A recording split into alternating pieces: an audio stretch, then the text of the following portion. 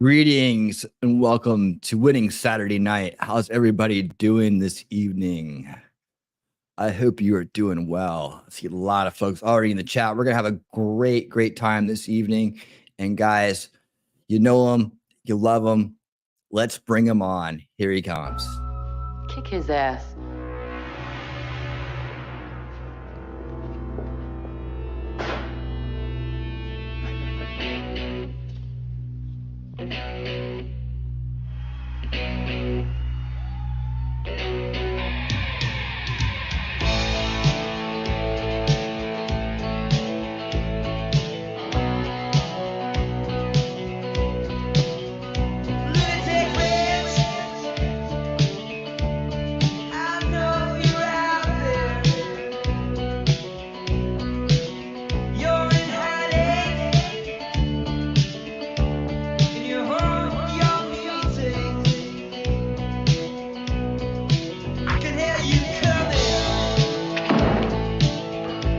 Let's have a look. Well, here are those details. And filming it and sending it to other pedophile teacher, who was ironically arguing in favor of the LGBTQ, blatant curriculum stuff that has sexual depictions in it. Well, you develop. They give some more details here. Elk Grove, a Pleasant Grove High School drag performance on campus has stirred emotion and divided parents. Should drag shows be allowed in school? How is that not grooming? I fucking had it. And it was a student-led routine. That means that students did this. This isn't even inviting adult drag queens to the school. It's getting the students to do it themselves. How is that not grooming? In what world is that not grooming? For Thompson High, Loudon Quay.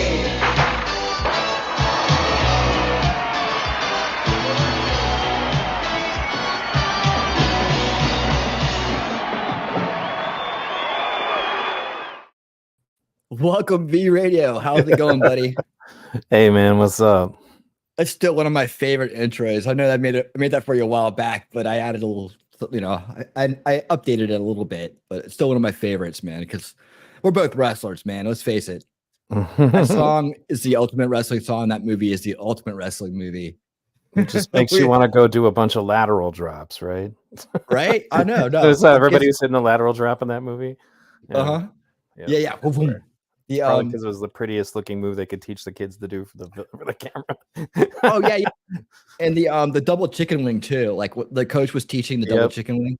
Yep, I remember. Like, I wanted to do that move so bad. Well, it works. It's just it's painful. It's very uncomfortable. So yeah, I ended up winning my championship on banana splits and spladles and guillotines. Well, that's what my kids do. Well, they didn't do the guillotine very much, but it's not because it's not a good move. It's just referees tend to freak out if you pull somebody's arm back. So we just stopped trying and to do it. And if you're gonna hit it, like my daughter, what she would do is she would just bait it by throwing her head out a little bit, which will cause kids who are desperate to get out of leg riding to reach back. And then she'd be like, thanks. And then she'd grab your wrist, and then all of a sudden you're in a guillotine. Yep. But anyway, so we're nerding out here on our wrestling stuff. So go on with the intro. Yeah, thanks for having me on. Absolutely, brother. Absolutely, man. I've had the pleasure of knowing you for a while now, man. I've been coming up close to a year, at least, if not over a year. Yeah. So it's been great knowing you and hanging out with you and collaborating with you, dude. And I'm happy to have you here on Winning Saturday Night. We're gonna have a good time tonight, everybody. How's the chat doing? Let me say hello to everybody real quick. Let's just both say hello. Hey, Daisy girl, how you doing, man? Hope you're doing well. Talking Trash and Tunes, thank you for being here. Modding it up, taking care of business for us. Jacob Pete, how you doing, Jacob Pete's? Great that you're here, man. Oh, hey, V Radio, glad you're here. Yeah, I heard that guy's pretty cool. Cool gamer. Thanks for being here, and thanks for being a member, man. Appreciate all you guys, other members. And let's see who else is popping in here. We'll catch them as they come in. But just want to say hi to you guys and thanks for being here. And hello. Hey, there's T-Rex. Hey, T-Rex, how's it going? All right. Well, we got a big show tonight, man. We're gonna talk about some stuff. And V is been around a long time, and he's Hey, Danielle. There you are. There you are. Um, he's done a lot of interviews with a lot of cool people. He's been on the ground. He's been on the internet. He's been on web radio back in the day with our guest from last week, his co-host, Liberty Unleashed. Man, we had a great time last week, Liberty Unleashed and I, and we had a surprise guest pop in, a senator. Did you happen to see that? I didn't get a chance to see it, but I did hear about it. Yeah, I heard that was pretty awesome. Yeah. It's one of those things where you're like, I wonder if he's really a senator. It's right. Hey, Scott Baker, Right. how you doing? Yeah, so it worked out, and he came on, and he was the real deal. It was the senator from Maine. I believe he's just a state senator at this point. But that's where he said all the action is. So he was happy to be there. But he was a U.S. senator at one time, I believe, as well. I think I have that right. Yeah. He was great. He was an old Ron Paul guy. Actually got in through Ron Paul and on Ron Paul principles. And that's where most of our conversation was last week, around Ron Paul. We were reminiscing. We were going back to days, listening to the old stuff, and watching some old videos and stuff too. Yeah, that was a good time to be an activist. I mean, that was kind of like one thing. I mean, that was around also the same time V for Vendetta as a film came out around that time, and it was like the speech that he gave before London that kind of led to me going, you know what, I'm going to start a podcast. Like, it was actually it was a video program. Back then we didn't have YouTube. We had this thing called Justin TV. And Justin TV did not have any copyright things to shut you down. So my original handle was VTV because I would because of the little VTV icon that was in the corner during the London speech in V for Vendetta. And I would play documentaries, and we would pause them and talk about them every now and then. And I still do that sometimes because you can get away with it with pretty old documentaries. But, back then it was a different time. You could also play music back then, and during your streams, and nobody would freak out. I was curious how you got away with playing that stuff you just did. Like, if I tried to do that, I'd get knocked off stream for sure. Yeah, they'll take you down for it. They'll try to give me a copyright for it afterwards. I've already beat this one before. Right. So as I beat them, I saved the template, and I cut and paste after the show. But the intro, I get hit with that every week. Right. But I know now that all I have to do is dispute it, and it's gone in 30 days. And I get all the, not that I get a lot of money on YouTube ads, but right. Well, I wish that more of these, I guess the platform YouTube would do what the other ones do, which is like, if you want to try to make a copyright claim, like if, for example, it is theoretically possible, even on, say, BitChute, to get something taken down, but BitChute's actually going to make you file the paperwork and go to court and try to get it taken down. Whereas YouTube is like, well, we're not even going to make you do that. We'll take it down for you. And that's how you end up with these situations where fair use is virtually meaningless on YouTube unless you want to go through a bunch of trouble. And some people, do that more than others. For me, though, it's, I don't know. I'm actually kind of surprised my channel is still on YouTube, because my stuff is definitely no worse than, say, Neo Unrealist. And he's a friend of my show. He got kicked off of YouTube entirely. They just straight up deleted his channel. And now he's over on Rumble. And then you got guys like Strategic Eyes keeps getting demonetized. And, he's a black police officer, does fantastic breakdowns of shootings and crimes and stuff. And I'm like, God, his stuff is it's not anybody, my stuff is so much more graphic than his. How am I not getting kicked off? So I imagine it's just a matter of time. So I tell people to make sure, and the same thing would go for your fans, make sure you subscribe to the people that you like on as many different mediums as possible, because you really never know when it's going to happen.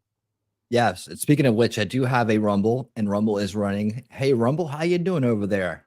Yep. So they're getting going. I do. It's funny that the videos that do well on Rumble and the ones that don't, it's wild. Like Gary Lamb, he's like blows the videos up over there. A lot of people don't realize this, right? If they watch the show, a lot of people don't realize that Gary is, his videos get of our show get 500 plus views, right? So even if mine's at my core 60 to 70 to 80, right? I have a core group that always shows up, and I love them, man. We're building a really cool scene here. I mean, we've gotten rid of a lot of the assholes. And now it's just people that are into it, people that are having a good time here, that are interested in the information, that are interested in solutions and being solution minded and learning, right, with an open mind. That's what we got going on right now. So it's really good. And even though the numbers aren't like, Nick Mercator numbers or something like that, I don't know if my show ever will be like that, but I think it will be a core group of people that really are into what's going on. That's all I could ask for. That's all I really want, But Gary, those videos on Rumble that we do together on my channel, they break 1,000 every time. They're always up around 1,500, almost 2,000 or more. Like, it's like Rumble loves Gary. They love him. Well, that's good for, the crazy thing about him is, like, he had a video shared by Donald Trump, like, and then at that point, I think he got like 60,000 subscribers, and then he's so obviously shadow banned. It's like he is, the same level of subscribers as Sitch and Adam. I mean, it's been a while since I looked at the two of their subscriber counts, but the point is that Sitch and Adam will get like 1,000 people live, and then will get a bunch of views, even if they're literally just doing the 3,000th video of them bitching about someone else's content, and Gary will put out cool stuff. And, it's very clear that YouTube is coming after him. Can't have an African-American individual Trump supporter, got to suppress that message, so, but I do recommend Gary Lamb quite a bit. He and I talk, all the time on Discord, and, we played video games together for a while on his stream. I played Star Wars: The Old Republic with him for a bit. But yeah, he's a great guy. Yeah, yes. We've become friends here over the past months that we've been hanging out. It took me a minute to get him on. Like, I literally had to track him down and keep bugging him in the chat. But I was like, I'm not stopping. We're gonna meet. We're gonna talk, because I just think what he's doing is so great. And so now we have a great show together on Thursday nights called Preparing History Together, and that's been going really well. And that's what I'm talking about. Like, does really well on Rumble, and more to come. Like, he actually mentioned doing something with you, or maybe wanting to do something with you and Strategic Guys together. Like, so maybe we'll have a future panel where we can all get on together and talk. That'd be great. No, I'd love to do that. And Strategic is another one of my favorite channels that is criminally undersubbed.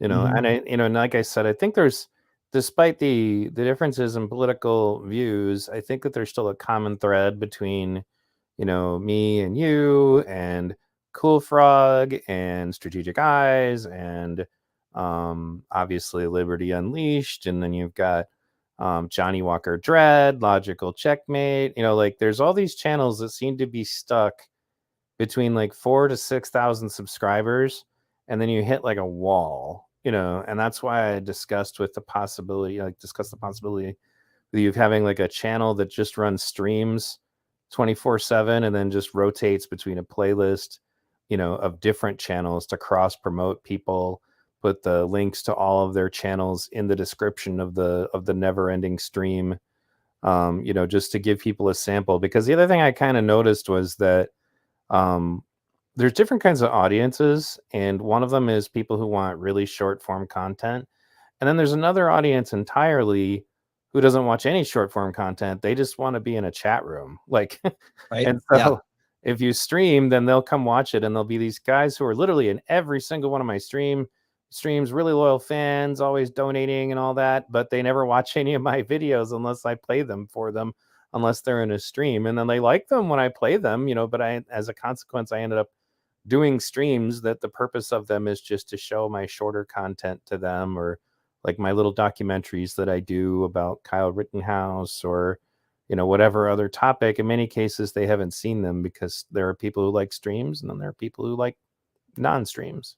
Yeah. Definitely. But I actually really enjoy it when you go back and play your videos. Like, I love those streams, man. I really do. It's kind of, sometimes it's I mean, that's the other thing that's kind of frustrating about what the situation is like to make one of those is like sometimes even a 15-minute video, like, because I like to be really airtight about everything, and I do all my own research. That shit can take 12 hours, and then so like you'll start at like 9 in the morning and you won't be done until 9 p.m. and you're uploading this 15-minute video. But it's because you need to have all these ironclad sources that people can't dismiss by like, well, that's a right-wing source, or that's a left-wing source, or whatever it is. and then reading the documents yourself, making sure you actually know what you're talking about. And then you get to like Tim Pool level where you can basically just, go into cruise control and read like what it is usually read like Daily Mail articles and then, make money doing that. Right. It's unfortunate because it's like, I remember once thinking about that. I was like, did he just say one of his channels makes $10,000 a month? I was Whoa. like, That'd what be the great. hell? Yeah. I mean, that would be great too. It's just like, I mean, Tim Pool's not my favorite. I don't hate his content, but like a lot of his content really is just him putting some kind of a clickbait title and then reading again a Daily Mail article. Just he doesn't really do his own research. He doesn't, and I get it. I'm not hating on it. I just wish that YouTube as an algorithm would appreciate the stuff that takes a lot more work. Right, right. Well, that's when your stuff comes across so professional. The thing with Tim and you as well, and I know you probably remember Tim from the day because you guys are both from the ground. You both have a lot of experience. So that, I mean, a lot of real practical experience. It's different from some guy who just got on the bandwagon a couple of years ago and decided, now he's going to tell everybody what to think politically, right? Get out there and just read a bunch of news and tell them your opinion. Just like you're a noob. You haven't been through the revolution yet. But, I think that's what Tim Pool kind of helps people do in a sense is gain awareness about topics and gain a different point of view from it, kind of from a middle position. But I think he set the standard for how to do that. And, anybody who's trying to do something needs to kind of live up to that standard these days. It's doing the same, what he's doing. You differently, you have the legacy, you do the deep research, and you offer a lot, I think a lot more in terms of that, but he's going to be spur of the moment and you're going to be, a few weeks after or whenever it takes to kind of get that message out there. I think you both offer great quality stuff. And but he's kind of risen to the point where he's setting a standard in a sense of more because he has so much viewership, right? Right. And that I remember when I was think he at does a good work. Occupy actually seeing him off in the distance because the Wall Street people came and visited the Detroit camp when I was there, and I was like, that guy is wearing a beanie and it's not cold out. I've never been able to understand that. Those hats are itchy. Like like my son wears one all the time now, and I'm like, I don't get it. Those things drive me crazy. But I was like, but then I saw him later on. I'm like, wait a minute, I've seen that guy before, and it was like so long ago. But Occupy was an interesting experience, and you definitely get kind of homesick for it, but it definitely underwent a transformation in the time that we were there. Yeah, very interesting how things played off of each other. Hey, Jacob, how's it going? Jacob, welcome. Texas Jen, welcome. All right. Yeah, it's interesting how those things played off of each other, man, and how they were. I feel like a lot of things came off the Ron Paul revolution, though. It kind of sprung up off of that, and then kind of like maybe inspired other groups to kind of like get out there and do something. Right. The internet too, the how to use information on the digital information was all coming about that at that same time. We did the money bombs for Ron Paul. That inspired the other grassroots, the Bernie grassroots, I think in a lot of ways. And you were in both of those camps, so you probably have a better perspective than I do. But I see the inspiration coming from the Ron Paul revolution in most ways, and then the internet itself, like the evolution of the internet, and graphical user interfaces, right? Like being able to use a web browser. That was a big step in the internet world. And that opened up things like web TV and stuff. Mm-hmm. I think I remember the biggest thing about the Ron Paul revolution was that he was saying things, how would I put it? He was saying things at the time that were very true, but nobody else was saying, because especially about the anti-war stuff, that was what kind of drew me in. Was like, there was a video on YouTube, and I don't know if it's still there, but it was, a friend of mine sent it to me on AOL Instant Messenger. Remember that program? It's like, hey man, I can't tell if this guy is like legit or what, but this is a good video. And so the video is called Ron Paul Courageously Speaks the Truth. And it was him arguing with Rudy Giuliani about why the 9/11 attacks happened, right? And he's like, they don't attack us because we're free. They attack us because we've been bombing their countries for like X number of years and everything. And Blowback. Yeah. He's like, I was like, couldn't believe that he said that out loud. And that was, kind of what headed me off in that direction. And then alternative media at that time was still kind of in its infancy, and that's how I met Brian and Ray, who sadly passed away. I met them by calling into their show, and then eventually I had called in enough that they wanted me to be part of their show. But the independent media at that time was also very different because it was much more cooperative. Like cross promotion was just what you did back then. Everybody did it. I think that part of the problem might be that the business model of the way these streaming services work is like through you get paid through watch hours. And so you have to weigh like whether or not you want someone else to get watch hours that might be yours.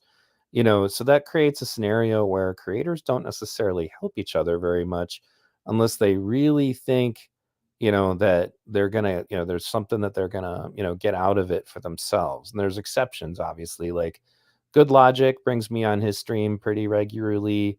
Adam Friend had actually brought me on his stream once to try to boost my signal. But then you'll get like a situation where Good Logic, for example, has been trying to get Nick Arcata to bring me on for years, and he always just kind of turns his nose up at it. So, but like I said, when we were doing it, you cross promoted everyone, even if you didn't necessarily agree with them.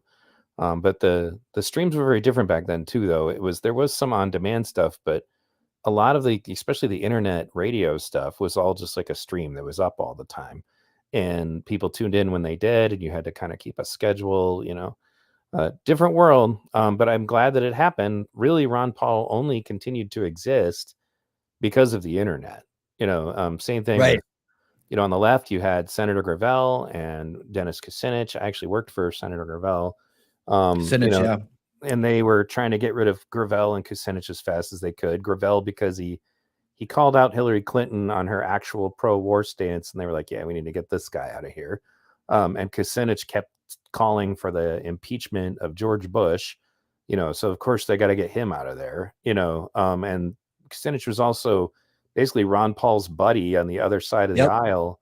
We used to fantasize about them being on the same card back then. And now he's RFK Jr.'s campaign manager, which I find interesting because, like, especially during that hearing that they did, I have a clip of it on my channel, but like Jim Jordan brought them in to talk about internet censorship. And there were a lot of it when RFK Jr. was just doing RFK Jr. things, which is talking very sincerely. Like, you may not agree with everything he says, but you can tell that he really cares.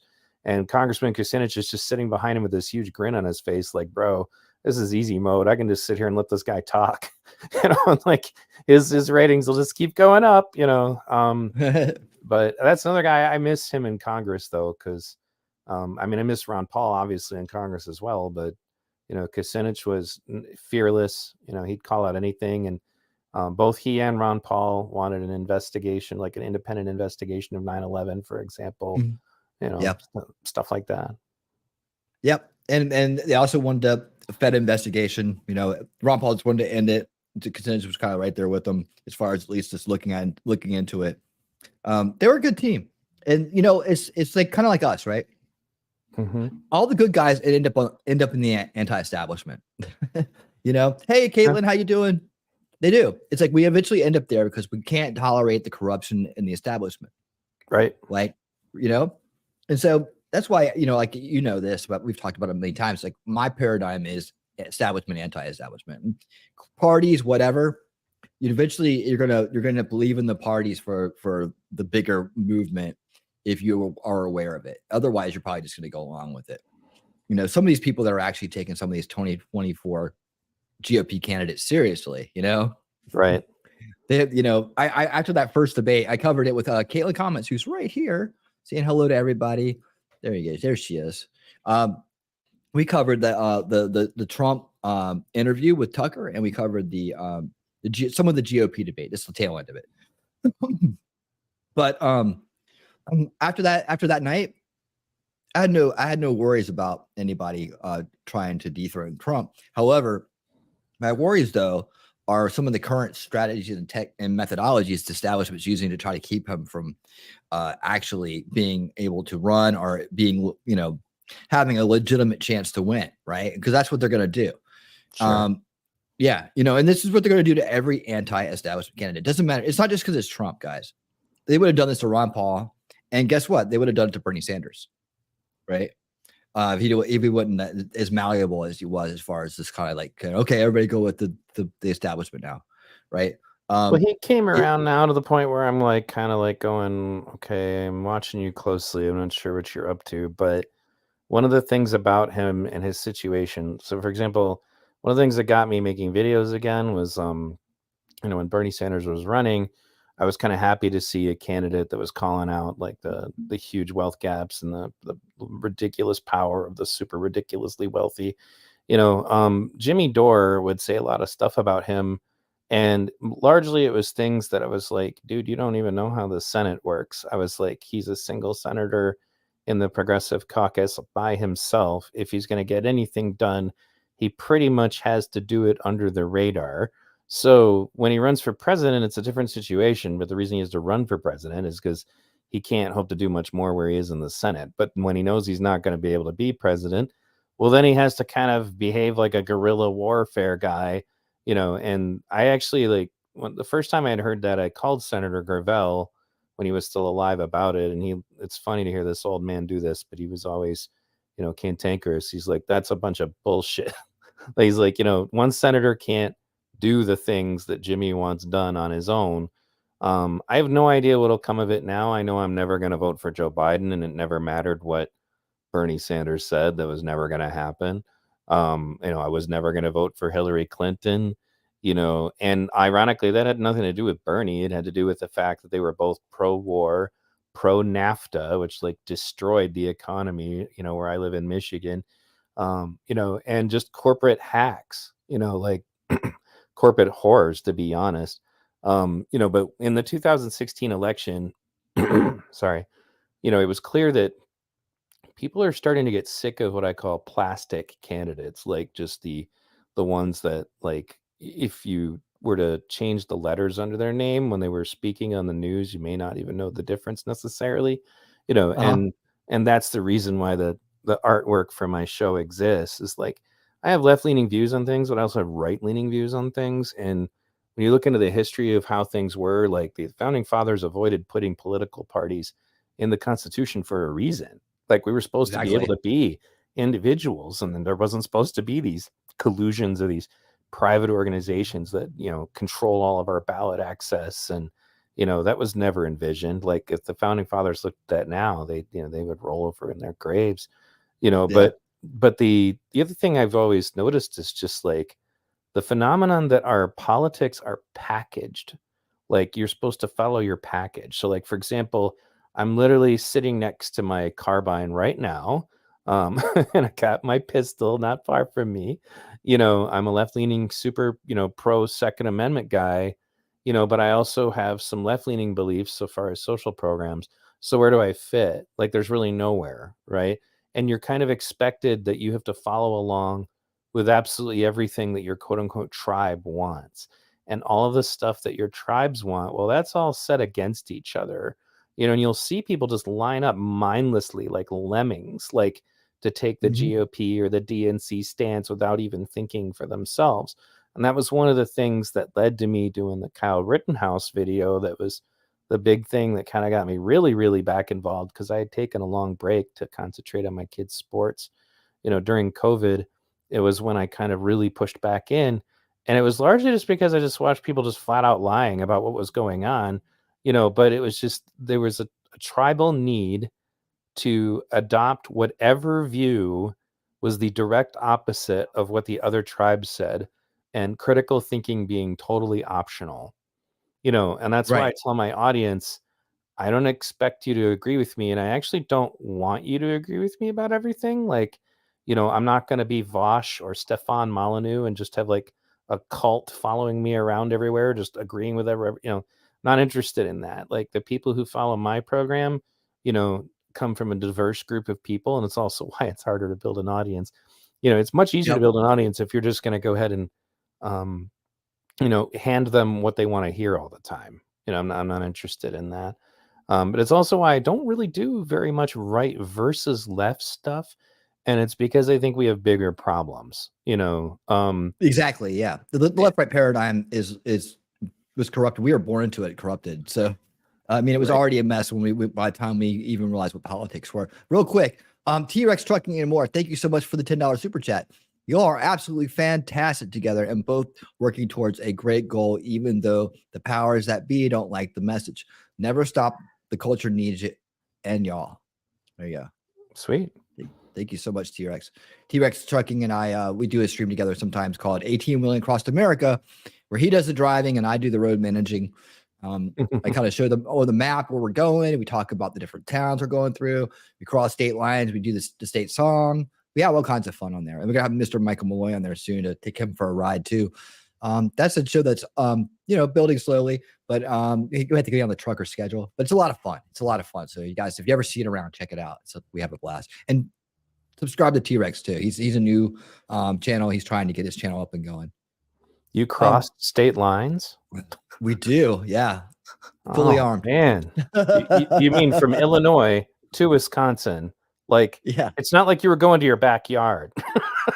I was about to just recite the entire, actual Justice Warrior like stream of Anna Kasparian saying he crossed state lines. Anyway, sorry. Go ahead. Oh, and it was, by the way, thanks again for having me on last weekend. Was it last weekend? Yeah. Yeah, it was last weekend. Yeah, with the Rittenhouse crew, man. That's amazing. Yeah, that was a lot of fun. I did a lot of listening and some commenting here and there, but I felt like there was a place for what I had to say and that, and I feel like they got some of what I was saying too. Like, a lot of agreement on the fact that these things are contrived, they're manufactured, they're spun up, they're not organic, and then here we are dealing with them, right? At the same time, the week before that, I had Radix Verum on. I keep talking about this. I'm going to talk about it ad nauseum, guys. I'm going to keep talking about it. We need to hook her up, get behind her, help her out, go to that Gifts and Go, and just be supportive. Talk about it. Talk about it with people. Talk about it with Nick. Talk about it with bigger channels like with Bricada or whoever. Bigger channels. Get her on. Have more interviews with her because her documentary is extremely important. It unveils a much larger issue that's been ongoing prior to the Whitmer thing, prior to J6, we could go all the way back 10, 15, 20 years on this manufactured crisis situation. And she's doing a great job with that. But I feel like what she's uncovering in that fit really well into the Rittenhouse conversation because Kyle's not there and none of the people who died were there if these things weren't spun up over what? Right. Yeah, and I don't think that that's an accident, and it kind of goes back to like what I said about things back in 2008 when the Patriot Act passed. We were all thinking, wow, they're going to make activism into terrorism, and so we were very conscious of that back then. But both the right and the left understood that Occupy was a strictly nonviolent Martin Luther King style protest. And there were violent elements that were trying to influence us to become violent activists. Like we dealt with Antifa. They usually went by Black Bloc was what they would just call them. Yep, I remember that. Black Bloc. Mm-hmm. And then BAM was more or less the prototype for what you see out of the violent wing of the Black Lives Matter movement now. And I remember I had to put up a resolution at Occupy Detroit to say, let's just make a public statement that we don't in any way ever endorse violent activism. And both Antifa and BAM tried to stop me. They failed because I'm better at politics than them. But I'm going to toot my own horn on fighting for peaceful protests. But the point is that there was definitely some kind of element that really wanted Occupy to be violent. And they failed. But the thing is like Occupy enjoyed bipartisan support, and that was one of the things I point out all the time was that there was a moment where Ron Paul said to the Tea Party, hey, you guys should go talk to Occupy about your common enemies. We listened. Right. And, there would have been conversation at that point to get us to work together. And then shortly after that, all of these experts show up from college campuses to explain to us why all the white people are oppressors and all of the straight people are oppressors and all of the, men are oppressors. And they would do these teach-ins to try to make everybody, socially aware and woke. And then shortly thereafterwards, not only did, as you can imagine, that would have made the conservatives and the Tea Party go, well, F that, I'm out, right? But it also just divided and destroyed the Occupy movement. And like a sociological weapon, wokeness is still doing that. And it's actually destroying other left-leaning movements too, like the Sunrise Movement. Basically, anything woke touches turns to crap because they're never satisfied. There's never enough purity. It very much becomes like the witch hunts and inquisitions of old. And if they run out of witches, like if they run out of all the straight white people, then they need to find someone else. So then it becomes, well, you made a problematic post 15 years ago on Twitter because I have nothing better to do with my time than to look at your Twitter feed from 15 years ago.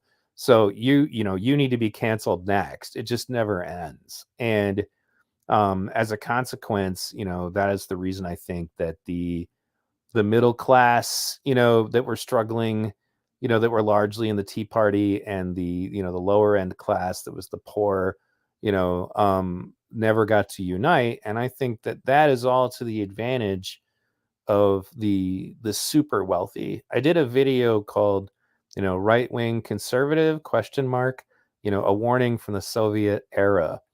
And it was about Yuri Bezmenov, the Soviet KGB defector. Oh, dude, we need to pull that up. Let's pull that up. Yeah, you can pull it up.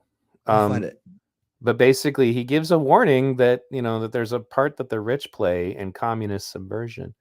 Do you need me to help you find it, or if you want to drop? I'm looking for it right now. You can keep talking. I'll find it on your channel. So, but anyway, it just comes down to the fact that there's more to the story, than just listening to Yuri about what communists do. Capitalism in the United States is screwed up because of things that super wealthy people are doing. And so I think that it's starting to become true now that the MAGA Republicans in particular are beginning to understand that the super wealthy, like the Jeff Bezoses of the world, the ones who got incredibly wealthier during COVID, they're not your friends. They don't care about you. They're not interested in you. And Trump won the election because he was talking to those people, to the people that are actually hurting, and ironically, on the debate stage at one point, Andrew Yang just looked at all of them and said, you guys need to stop acting like our problem is Donald Trump. You need to address what it is that he was addressing. You need to talk to the people that are appealed to him because he bothered to actually talk to them or about their issues. And of course they didn't listen. They didn't want to listen to Andrew Yang. He was one of the marginalized candidates of the primary, but he was right. And I have a lot of friends who are Trump supporters, who all said that they would have taken any candidate, that was not fake. Like they said they would vote for Tulsi Gabbard. There were some of them who even said I would have voted for Bernie if he had, hadn't been cheated with Hillary Clinton. So it's just people are just sick of non-genuine people. That's when I had Lynn Wood on my show back when he was still part of the Rittenhouse defense team. We talked about that. Was that there's a term I call give a shit factor. Like a candidate who has that, in my opinion, I will take. Like I don't agree with everything that RFK Jr. says, for example, but I so far I tend to believe him. I think he's sincere. I think he actually cares. Time will tell, more or less. But yeah, I'll tell you what. I looked for that video, but you have so many, I didn't. Do you want me to? Where it's at? Pull it up for you. Yeah, I'll find. Yeah. Let me. But I'll give you my take on that. For me, it's always been strategic as what is the goal. And I think Liberty Unleashed and I talked about this last week, along with the senator who agreed with me. And this is that we've had to get a foothold into this political establishment somehow to start to slow down and hopefully reverse some of the damage that's been done over the course of many decades, and slow moving kind of plan between two kind of collaborating parties of elitists, right? And so to get through the door, that was the Ron Paul mission. Get him the nomination, get the GOP under libertarian, liberty-minded, liberty faction control, right? Because they had been playing this game of WWE wrestling with us their entire life. The Democrats are the faces, and the neocon Republicans are the the heels, right? And they played the parts just perfectly. Had everybody convinced for a very long time that we had actually had choice, not an illusion of choice.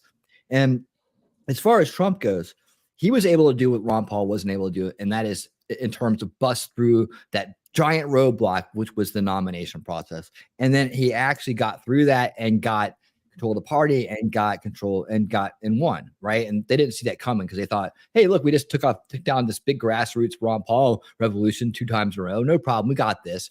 Arrogance is always their downfall.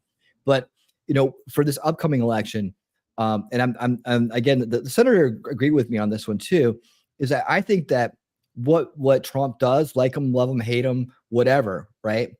What he's going to do is he's going to secure that party for another 4 years. And I don't think a lot of people realize how important that is. Like, to me, that's critical.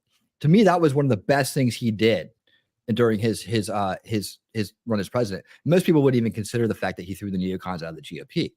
I mean, that is such a huge deal. I can't even express it right. It's such a huge deal. Like, we have to maintain it. Well, and the funny thing is like some of the older school leftists that I know, like that I've had on my show and stuff, we discussed this. It's like, my life wasn't that bad under Trump.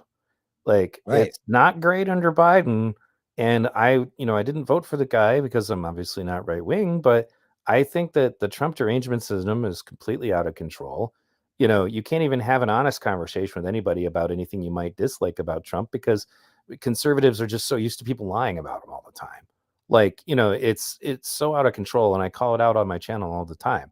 I have a lot of Trump supporters who listen to me, even though they know I don't agree with them about everything, but it largely is just, I think it's because of that. Like, I don't believe he's a racist. I have no reason to believe he's a racist. Anytime I challenge someone to prove to me that Donald Trump is a racist, they can't ever seem to come up with anything, like that would convince me, but anyway, I sent you that video, by the way. It's in your private chat on StreamYard. Yeah, I got it pulled up. Any particular part you want me to start at? I want to address a couple of comments here. Let's get into the crowd here for a minute. By the way, Nadius Maximus, welcome. How you doing, buddy? Thomas Anderson, welcome. Always happy to see you here, dude. I just happened to catch this this comment by Jacob. 2 wings of the same eagle used to mean unity amongst the nation. Now it means the establishment is on the same side against you. That's what I say, Jacob. I say it's the establishment versus the rest of us, and the rest of us who understand are the anti-establishment, right? That's why V and I and others, we get along. Like we not only that, but we resonate with each other as far as our thoughts go. Me and V have always been on the same page in terms of what we want to see done and where we're going. Now, our solutions may vary. And I know that if they do vary, V is going to come with probably one of the strongest arguments I'm going to hear from anybody about it. So I love having that kind of friendship because that keeps me straight on my side, right? And I'm gonna come out him with things that he can think about as well. And we can when we put these things together, we get things like that, him tackling these huge issues that are super important in solution culture. And that's one of the things we were going to talk about tonight. In terms of the way we put it here on this channel is solution culture. He's putting a documentary together called OK Grimmer, and one of the most important issues that we have to face immediately right now because generations of children are getting harmed every day. Yeah, right. We have to address this. And he puts his foot forward. Do you think I care if he's left, right, or somewhere in the middle? No, he's attacking a root cause issue. I got his back. And I'm going to help him out as much as I can. If I find something, boom, I put it right into your Discord, right into the right place, so that you have it for your documentary or to look into or do a show about. Like I got his back 100% on all that stuff. And we both agree that political parties are really doing a lot of damage right now. I think ideally Ron Paul, his view was to, I think he would have done this too, V. I think he would have freed up the political system. Like he would have gotten the libertarians in there. He would have gotten other political parties in there. He'd want the competition. He'd want to invite them to the debates. He'd want to invite them to be part of the process and really build the popularity up of people feeling free from this left-right paradigm. Like he was the dude to really end that in a sense of intellectually, and then Trump did it physically, which is what we needed. We needed a philosopher king, I call him. Right, to get out there to remind us of what liberty means, how the Constitution works and how the world should be. And then we just needed somebody with the money and the resources and the balls to go in there and wreck the place and get through to the finals, right? To be that underdog on the card that came through and just hit the moves at the right time and pinned everybody. So, you know, it's that kind of collaboration, and it's that kind of sentiment that is the anti-establishment, and it is part of us coming together, regardless of where we came from or what we believe, or even a difference in ideology or solutions, right? To actually be effective in creating solutions that will take away the enablement of this power structure and this establishment, so that we could have a chance at a decent America and a decent system for our children and our grandchildren. Really is what we're fighting for at this point. You know, grandchildren and children a little bit on the tail, and maybe make their fight a little bit easier, but really the grandchildren is where we're at now, because the establishment fights generationally, that they're a generational warfare machine, and we have to address it. We have to fight the same game. We can't be thinking of, okay, one magic president and he's going to change everything and everything will be fine and we go back to it, or we don't care, nobody screws it up that bad, you know, I'll just vote for whoever. No, that's the way they want us. They want us stagnated, right? We got to be thinking generationally. Like, protect the children today, right? Build the future tomorrow through education and through information, and hopefully in that course of actions that we get some good political leaders in there to help us settle down the system, get it more integrity in the system, and really minimize the corruption to a manageable thing. I said a mouthful there, but it was this is why, you know, we are the anti-establishment, and I want to go in deeper about what anti-establishment means on this channel, and, you know, maybe some tonight with UV. But, you know, I think a lot of people don't really get what the sentiment is, or maybe I just have developed a sentiment for it that needs to be expressed and considered. I don't know, but let's pull this up, and you tell me. Is there any place we need to start, or how long do you want to run You this? could just go ahead and start it from the beginning, and if you think it runs dry, then just pause it whenever you want or stop. Okay, it. no, your stuff never runs dry, man. I'll always sit down and just listen to the whole thing. Yeah, no, it's fine. I'm just saying, if you Yeah. lose interest, I'm not going to be offended. You know, people can always watch it later, but I Yeah. do think it's important, though, and I think that a lot of my conservative viewers have messaged me about that video and thanked me for it. But Yeah. Plus, you have Yuri in here too. Yuri's one of the channel heroes. Let's put it that way. Right. We love Yuri here. Hello, everyone. Oops, hold on. Something came out the wrong way there. Let me make sure with that. Oh, I see the problem here. I don't want to have any feedback. Okay. This particular episode you guys is can hear it? directed particularly at the right-leaning conservative element of my audience. However, the left-leaning part of my audience will also find it useful. I want to talk specifically about the efforts of communists to undermine and demoralize the United States, and the part of this story that is not spoken enough about. A lot of effort is justifiably being made to call out the efforts in academia to radicalize people into far-left communist beliefs. However, this is only part of the equation. First, let me share with you a clip of Yuri Bezmenov, the Soviet defector who came to the United States to warn us of communist efforts to undermine our nation's sense of identity, demoralize and destabilize our society as part of an effort to eventually destroy the United States using methods the Soviets had used in other countries. This clip is part of a much larger presentation that I will be going into more depth about later. However, conservatives in particular need to consider the presence of bad actors within the United States who are unwittingly helping this process of demoralization. Let's take a look. If we are talking about capitalists or wealthy businessmen, I think they are selling the rope on which they will hang very soon. If they don't stop, if they cannot curb their unsettled desire for profit, and if they keep on trading with the monster of the Soviet communism, they are going to hang very soon. And they will pray to be killed, but unfortunately they will be sent to Alaska probably to manage industry of slaves. It's simplistic. I know it sounds unpleasant. I know Americans don't like to listen to things which are unpleasant. But I have defected not to tell you the stories about such idiocy as microfilm, James Bond type espionage. This is garbage. You don't need any espionage anymore. I have come to talk about survival. It's a question of survival of this system. So let's consider for a moment what he is talking about. Conservatives are correct to heed Yuri's warnings about communist efforts to undermine our system. But the group that Yuri is calling out here plays a major role in the plans of the communists. Note, obviously at this point we would swap out Soviet Russia for communist China so far as who is the likely culprit when it comes to manipulating the situation. But now we are going to talk about the role that the super wealthy play in this situation. As Yuri pointed out, the wealthy are selling the rope they will be hung with. Our economy has largely been sold to communist China. They continue to grow stronger while we grow weaker. One of the things the early part of the pandemic showed us was our dependence on China for much of our manufacturing. But what Yuri specifically is talking about is the obsession with profits from the top 1%, the same group that the Occupy Wall Street movement was trying to draw attention to. Now, a lot of efforts are put into telling conservatives to blame these people, or maybe these people, with our current economic situation.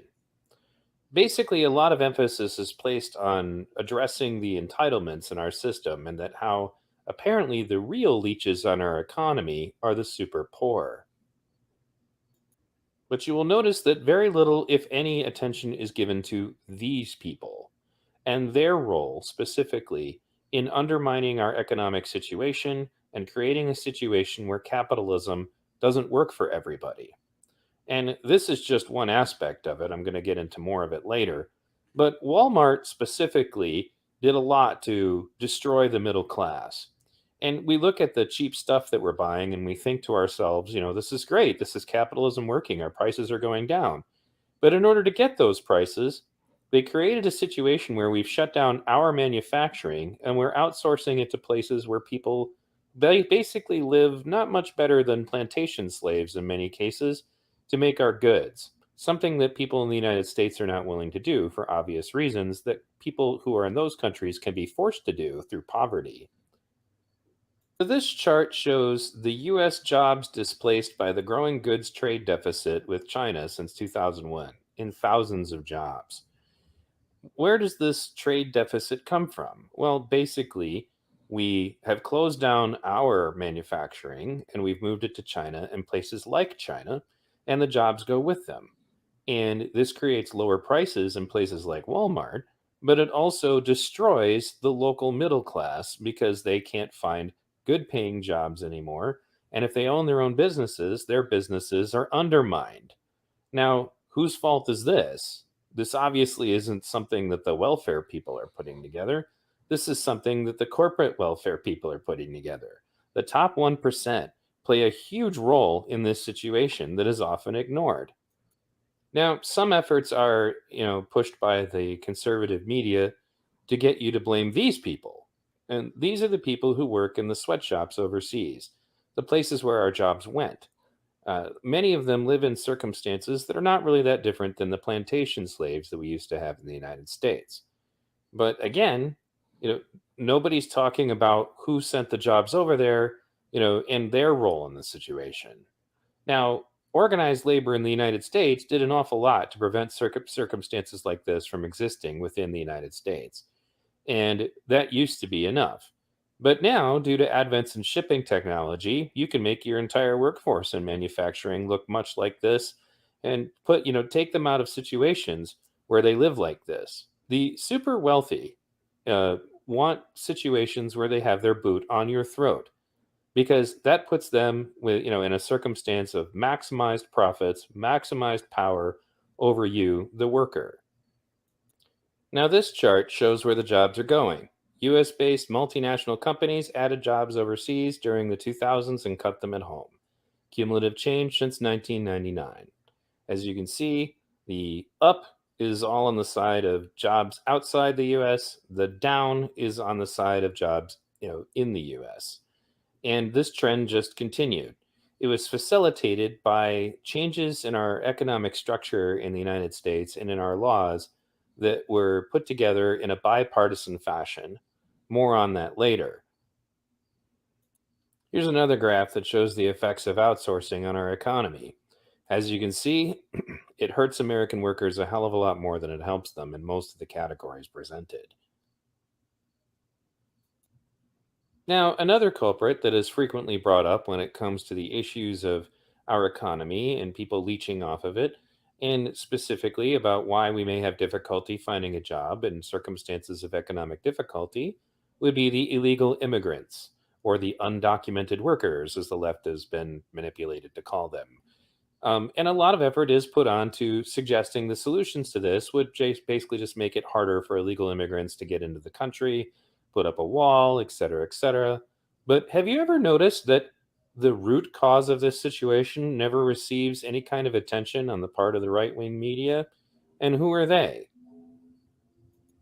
Why is it that nobody ever talks about the employers of illegal immigrants?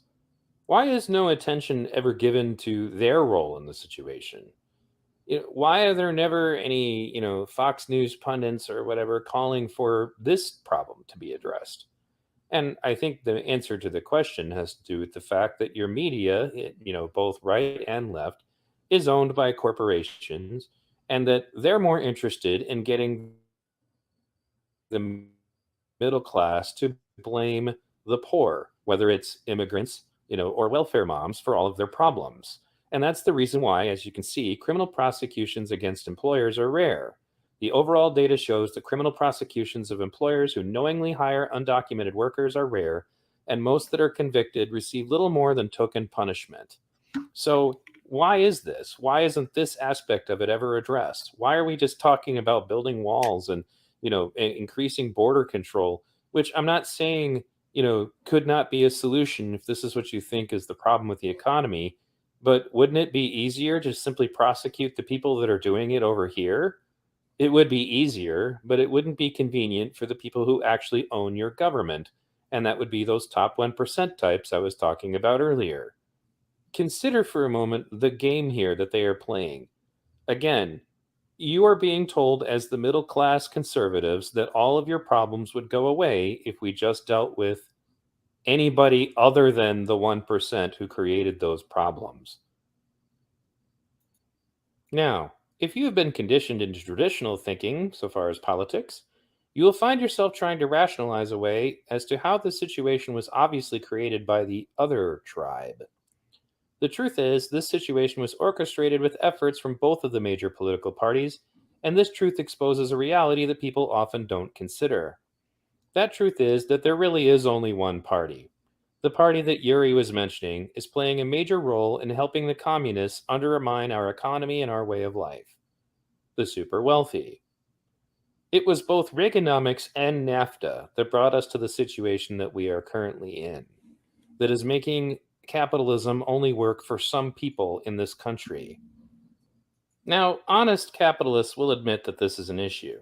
Free market capitalists will say that this is a perfect reason to simply remove government intervention, as the system that is supposed to protect us from white-collar crime is clearly corrupt. This, to me, comes off as basically the conservative version of abolish the police. Basically, it is naive to assume that because some cops are corrupt that we don't need cops. It is equally naive to assume that because some government regulators are corrupt, we should do away with government agencies that seek to protect the people and simply rely on the goodwill of wealthy people to not behave immorally. So let's take a moment to reflect on the history of the situation and how... Hey, V, I wanted to pop in here for a second and just bring up a comment about something you had said there. Oh, hold on a second. Sure. Okay, yeah, cool. I got the right mic on. Okay. That you said that for people to behave the right way, right? That's what I found. The problem is with the anarchist kind of point of view, what modern anarchist point of view is. And I'm trying to figure this out. But their solution, of course, is no government. But I think that in order for that to happen, everybody has to behave, has to instantly start behaving right. Sure. Correct. And so I find I'm confused about how, and these people are very passionate about their positions, by the way. They really are. There's a whole group of people out there that are behind this idea. And they're very smart people too. I mean, they're not dumb people. They're awake people. They've kind of taken it to the point where, okay, no government. Like, and I just don't see how that's possible. And I don't see how it's possible to get everybody to act correctly, to act the right way, the way they're supposed to, when corruption is inherent in the system. Like, we have to take care of the corruption first, in my opinion, and then we can discuss which ideologies best suit a harmonious civilization. Like, what are your thoughts on that? Well, I think that one of the things I said to Lynn Wood when I had him on was that it seemed like the missing cog in the machine of what would be understood to be American capitalism was Christianity. Wealthy people are not Christian anymore. So, and you don't have to be Christian. It's just that there's really no sense of morality.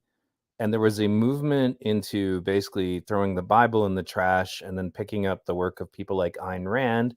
And Ayn Rand will tell you that your employees are parasites and that the poor are always the villains in all of her books, and basically the end result of that is a wealthy who just doesn't care about anyone but themselves, and will find ways to prevent us from ever figuring out that, they're wrecking both capitalism or any hope for any kind of, other socialized system either, for that matter.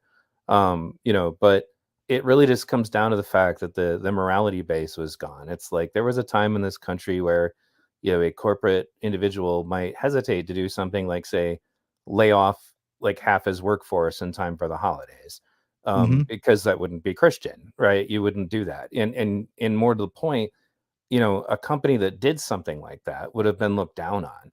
And nowadays it's just standard practice. They just don't care. They don't care about who they hurt.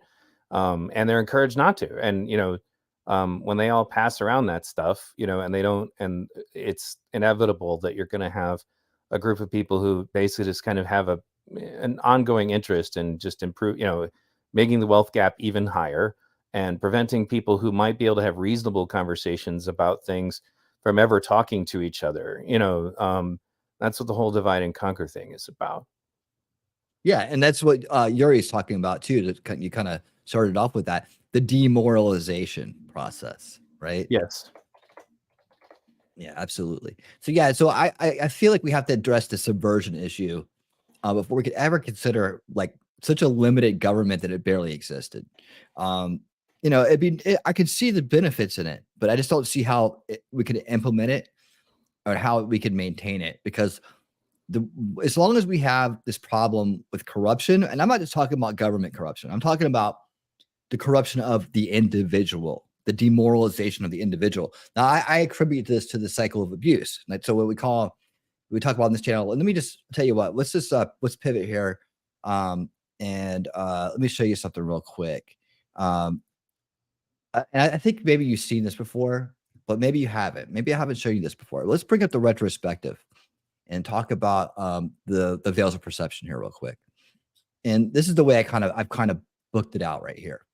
All right. And this goes along with my show, Unveiling Realities, which are on Wednesday nights at 8 p.m. Eastern. And we follow this guide right here. And we talk about the different veils of perception. Like, the idea is that you're born into this world, right?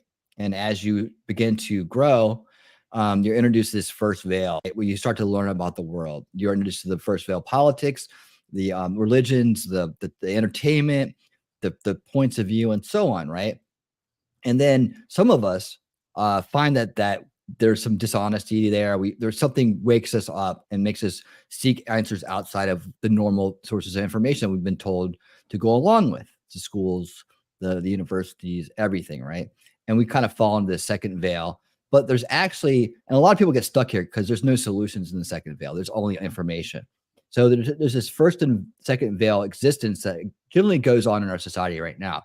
But if you scale it back a little bit, you start to find out there's actually more than two veils, right? There's more information out there, even though you can see clearly through these veils, and you can see things like, let me pull this up here. You can see things like this cycle of control that's going on. Like, we all know about the global ownership class, or 1%, whatever you want to call them, right? We all know about the global banking cartels at this point. We understand these things exist, these NGO think tanks, and so on, right? We understand these things exist, but we don't know why. So they get attributed to things like the New World Order and the Illuminati and other nefarious dark organizations that have this sinister plan. And not to say that the plans that they are executing aren't sinister, or that these terminologies aren't valid in some way.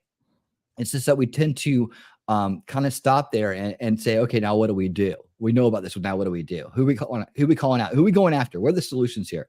There's no solutions, and there's a lot of rabbit holes you can just fall into, like waiting for aliens to save you, or thinking transdimensional beings are in charge. How do you deal with transdimensional beings? I mean, you know what I'm saying?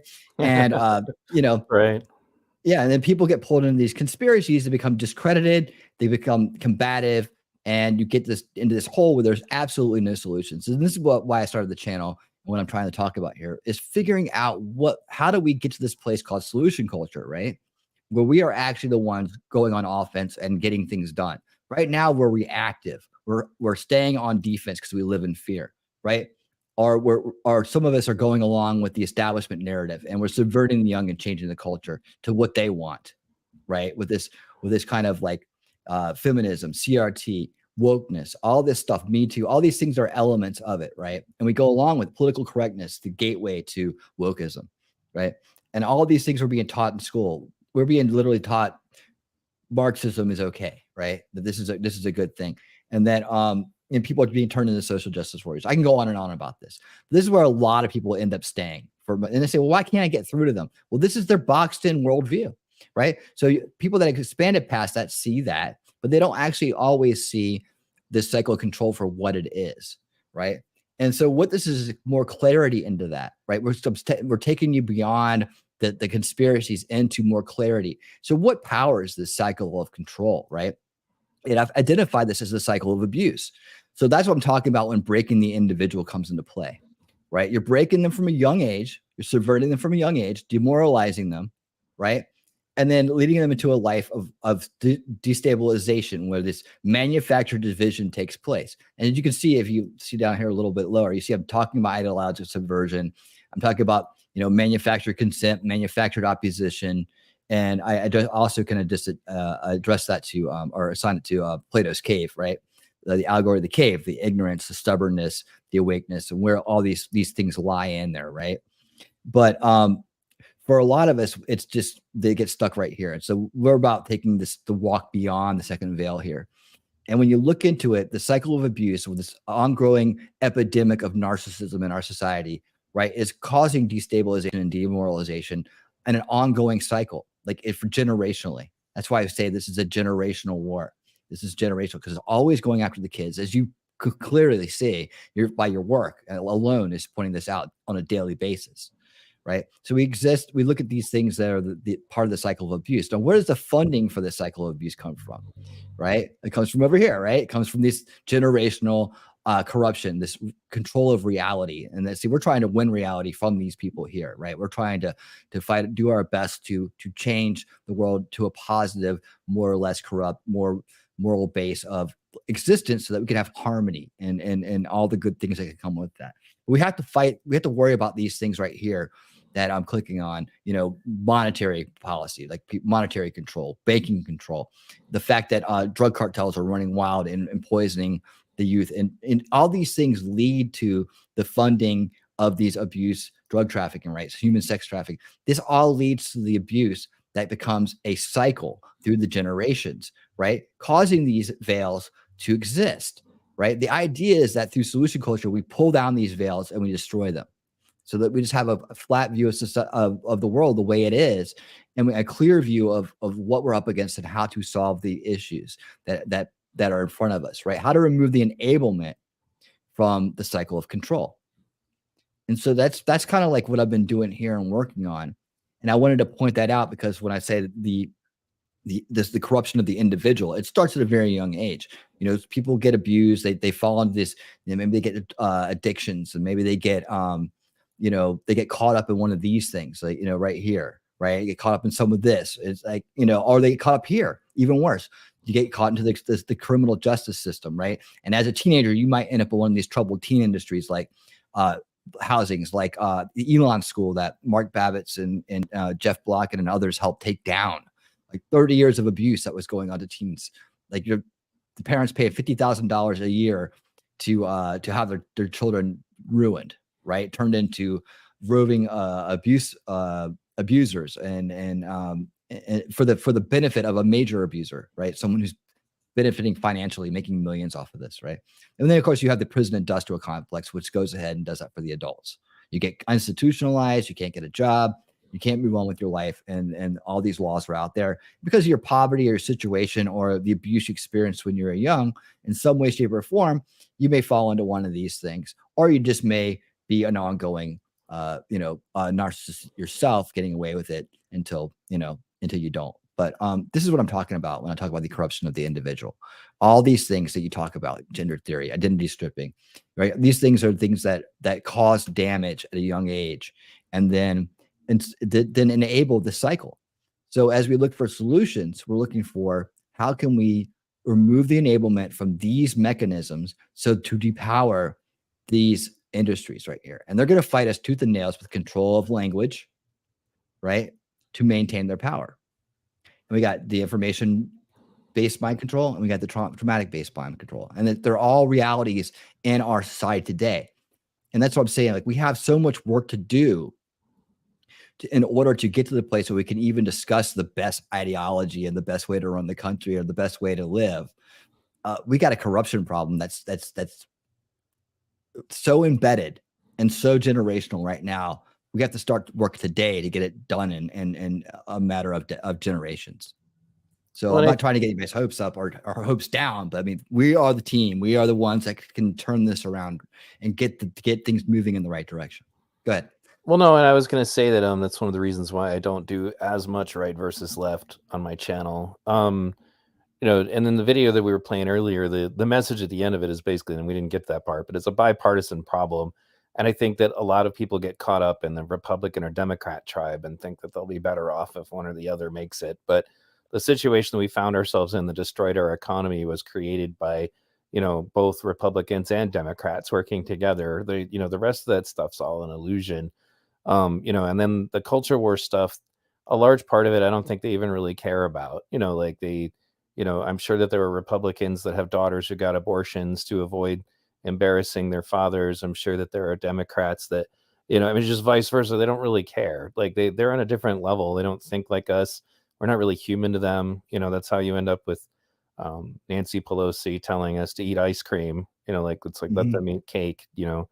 That woman is completely out of touch. But we're led to believe that somehow she's the champion of the people because she's got a D in front of her name. Right. But the faces, right? Yeah. Well, right. But there are Republicans that do the same crap. And that's why I told people was like, look, don't, your political party should be a means to an end. I don't join parties. I'm an independent. If I join a party to vote in a election, then I do it only so that I can support them in the primary. Fortunately enough, in Michigan, we have open primaries, so I don't have to do that anymore. But like the point is that, as far as like the rest of it, I like what you did here with trying to break it down. And I do a whole series called Do You Think for Yourself?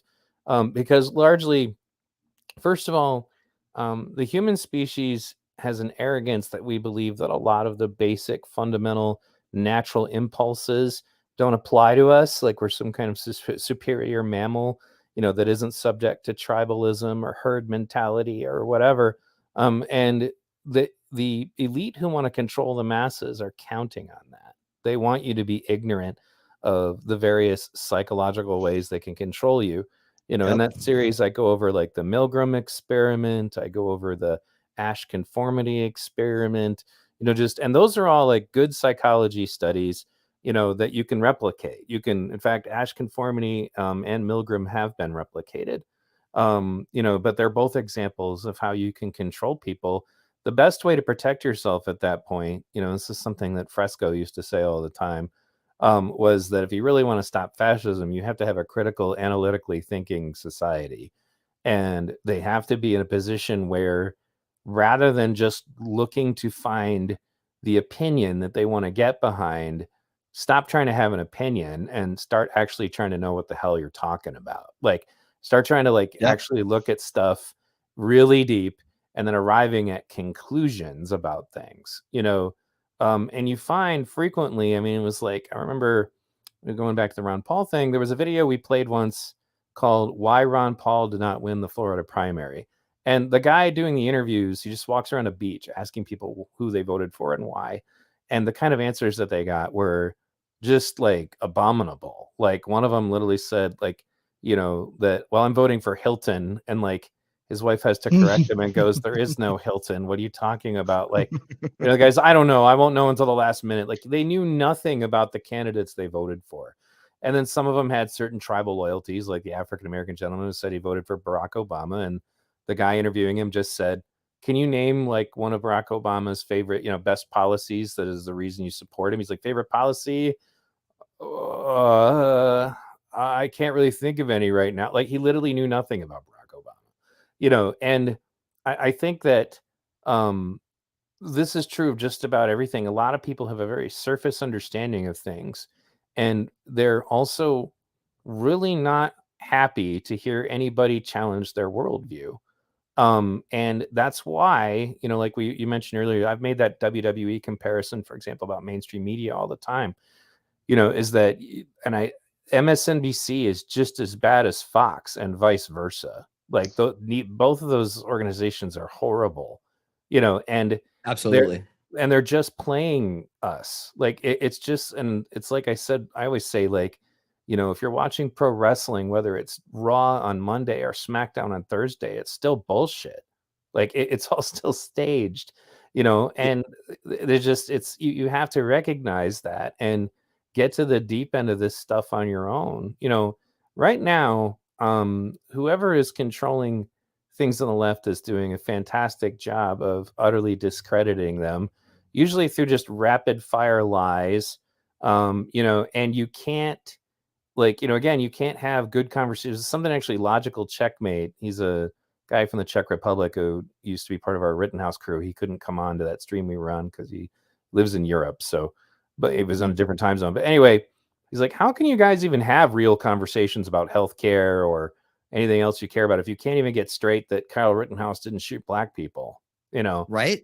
Yeah. And that's a very, very valid point. And that's why I said, my part of, like, if I was to put myself somewhere in the solutions of this chart, is to try to encourage people to, look really closely at things, become extremely skeptical of any mainstream narrative that you're being thrown. Start to value people for their sincerity and recognize that you may not agree with them. Actually, ironically, you brought up manufacturing consent. Well, that's a Noam Chomsky thing, and that guy's a libertarian socialist. And he just put out a masterclass about critical and analytical thinking. And I have masterclass because I was studying it for my coaching stuff. And he just points out, you need to go listen to people who don't agree with you. Like, and if you're not doing that, you don't know what you actually believe at all. You just have a surface understanding of it, or maybe you just kind of repeat what you're told, because you want to appear to be in the same tribe as someone else. But do you really ever get into the deep, darkness of it? Do you ever really understand, the nuances of it? In many cases, people just don't, and that's why, like, I have friends that are left leaning who don't understand why I listen to Ben Shapiro. They go after him all the time, and I don't agree with everything Ben Shapiro says, but God, when he argued with Black Lives Matter, holy crap, did he ever wreck their faces all over the place. That was the first video I'd ever watched of his. It's like they're on this big stage, and I think the curtain behind him was red, and they just said, he's like, it's not about race, it's about culture, and the other people tried to laugh at him, and he's like, okay, fine, you explain it to me.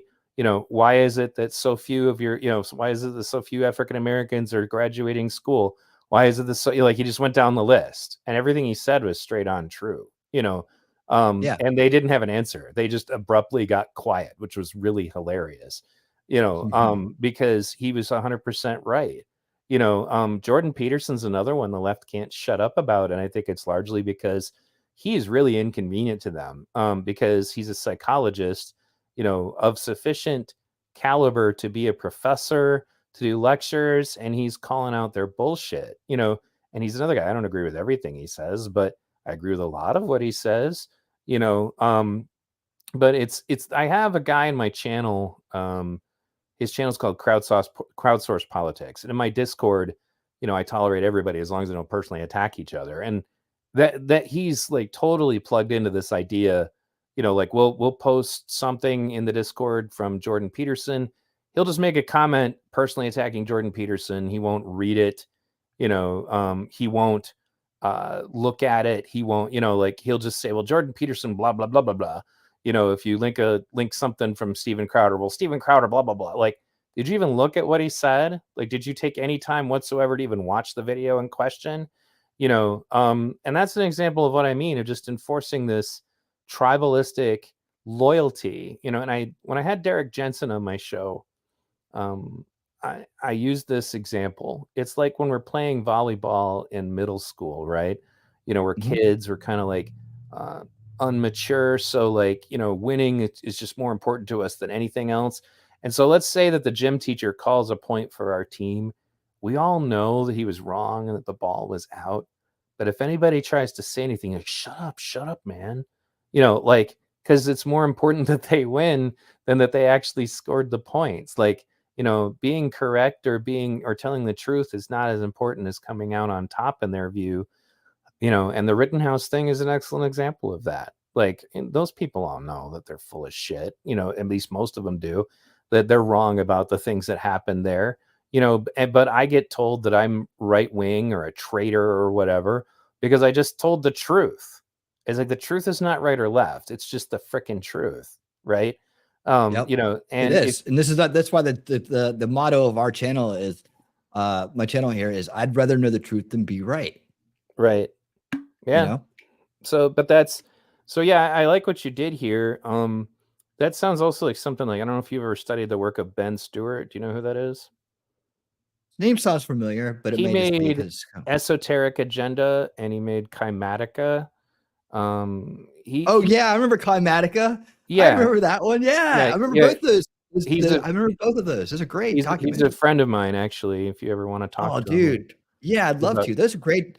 Old school documentaries, man, the kinds that we cut our teeth on way back in the day. A lot of people here are new to this kind of stuff, or they're catching up, or maybe they just caught the tail end of it. We were knee deep in this stuff way back in the day. Like, everybody was. Wars and I saw all those documentaries. They were a major way to get information out, which I want to talk to you about tonight as well, about like, whatever, some new optimized or updated strategies for running this this side of the game here, trying to figure out how to combat what they're doing, because everybody's always like a chess game, everybody's moving stuff around.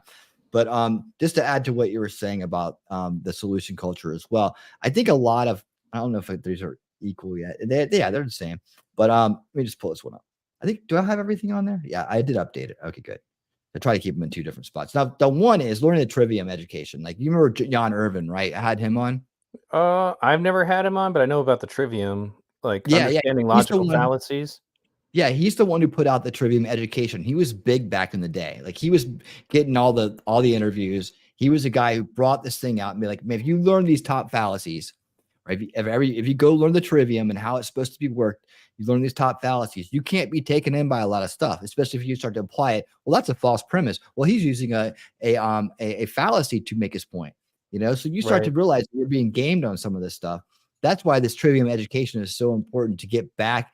Now, I should say, I want to say reform. I'm going to change this to reform the education, but it's so important to get back in. What Gary Lamb and myself are talking about on Repairing History, the Thomas Sowell history, to put the omitted facts back into our understanding of history, so it's not so divisive. It's divisive as it could be right now, and we're trying to hammer out that issue on Repairing History together.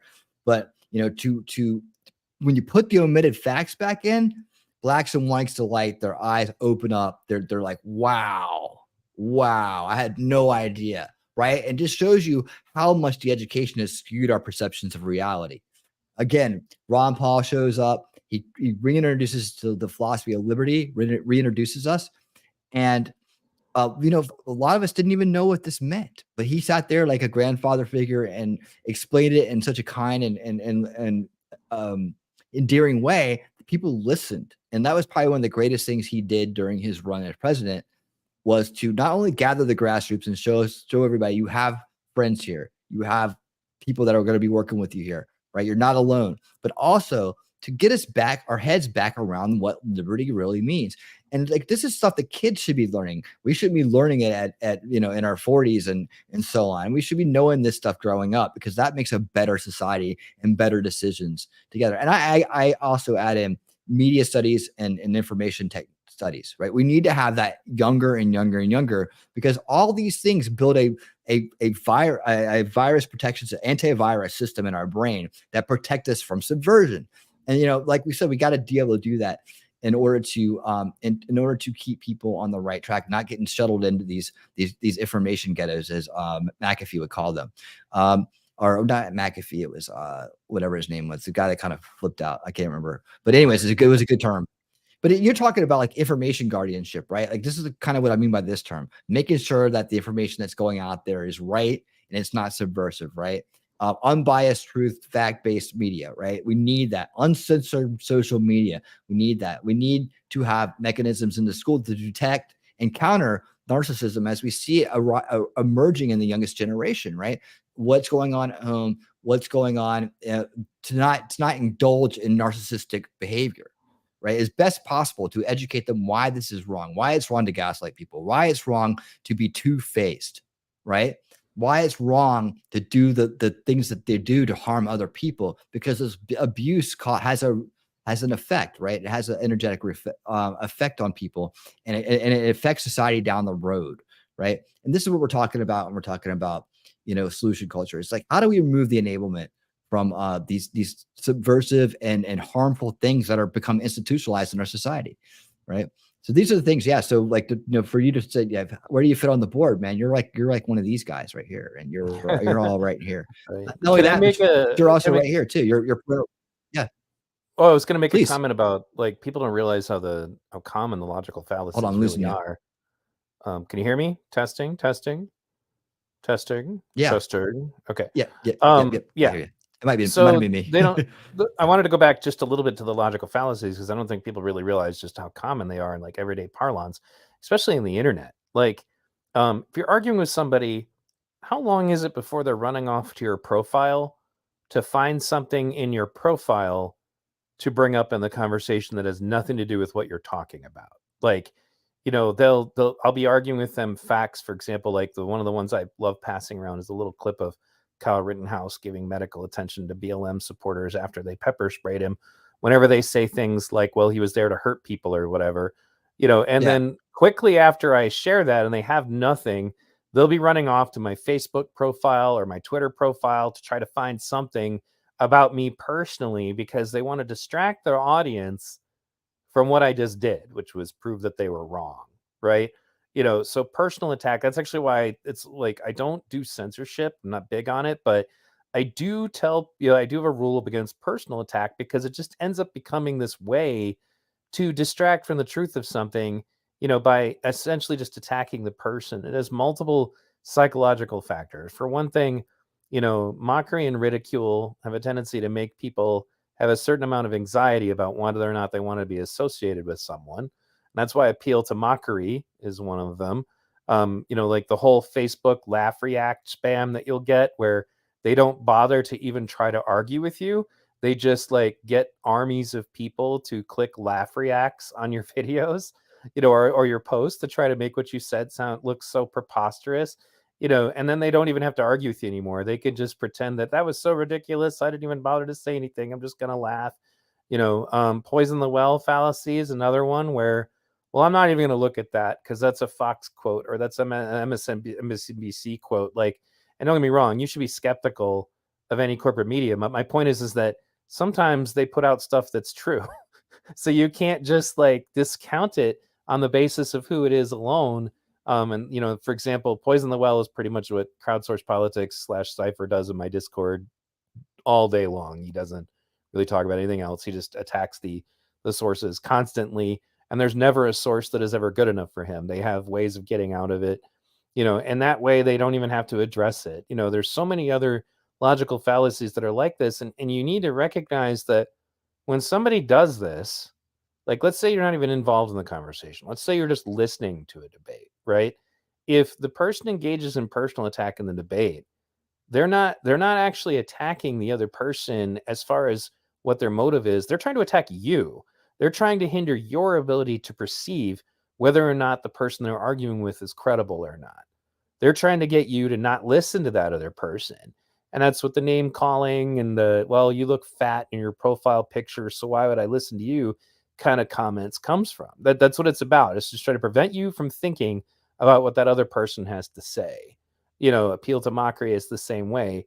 There's so many of these things that you really need to study. And like you said, and I used to say that all the time, was study the trivium, because it's like an inoculation, protect your brain from being manipulated. Because especially when we look into the future, when things like deep fakes are going to be really common, it's going to get much harder. It already is hard in a lot of things to get reliable information. And at that point, the only thing you have is your ability to critically think, to be able to analyze what's being said to you, and then figure out what is true and is not through that. I mean, it's like, I don't even try to talk about Ukraine, for example.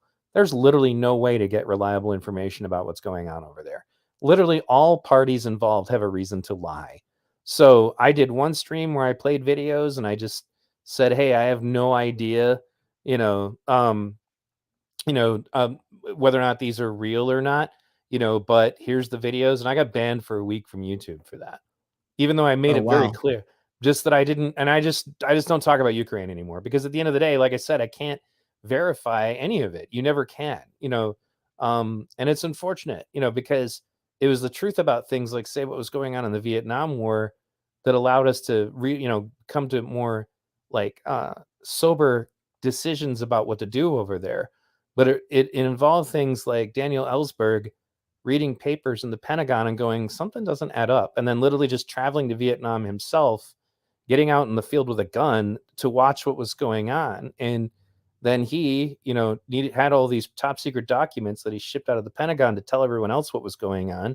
And then he needed some way to get them out to the public. And that's when he met my friend, Senator Mike Gravel, and said, will you please read these into the public record? But anyway, stuff like that is the only way people get any good information. So that's why I tell people, really acquaint yourself with logical fallacies, and acquaint yourself, like I said, within the Do You Think for Yourself series is about acquaint yourself with different ways you can be manipulated, and be psychologically controlled, because there are some things that no matter how much you try to inoculate yourself against, you got to be aware of the fact that the Ash conformity experiment is real. If you see a group of people agreeing to something, you may be inclined to go along with it just because of how many of them there are, even if you haven't thought about it yourself at all.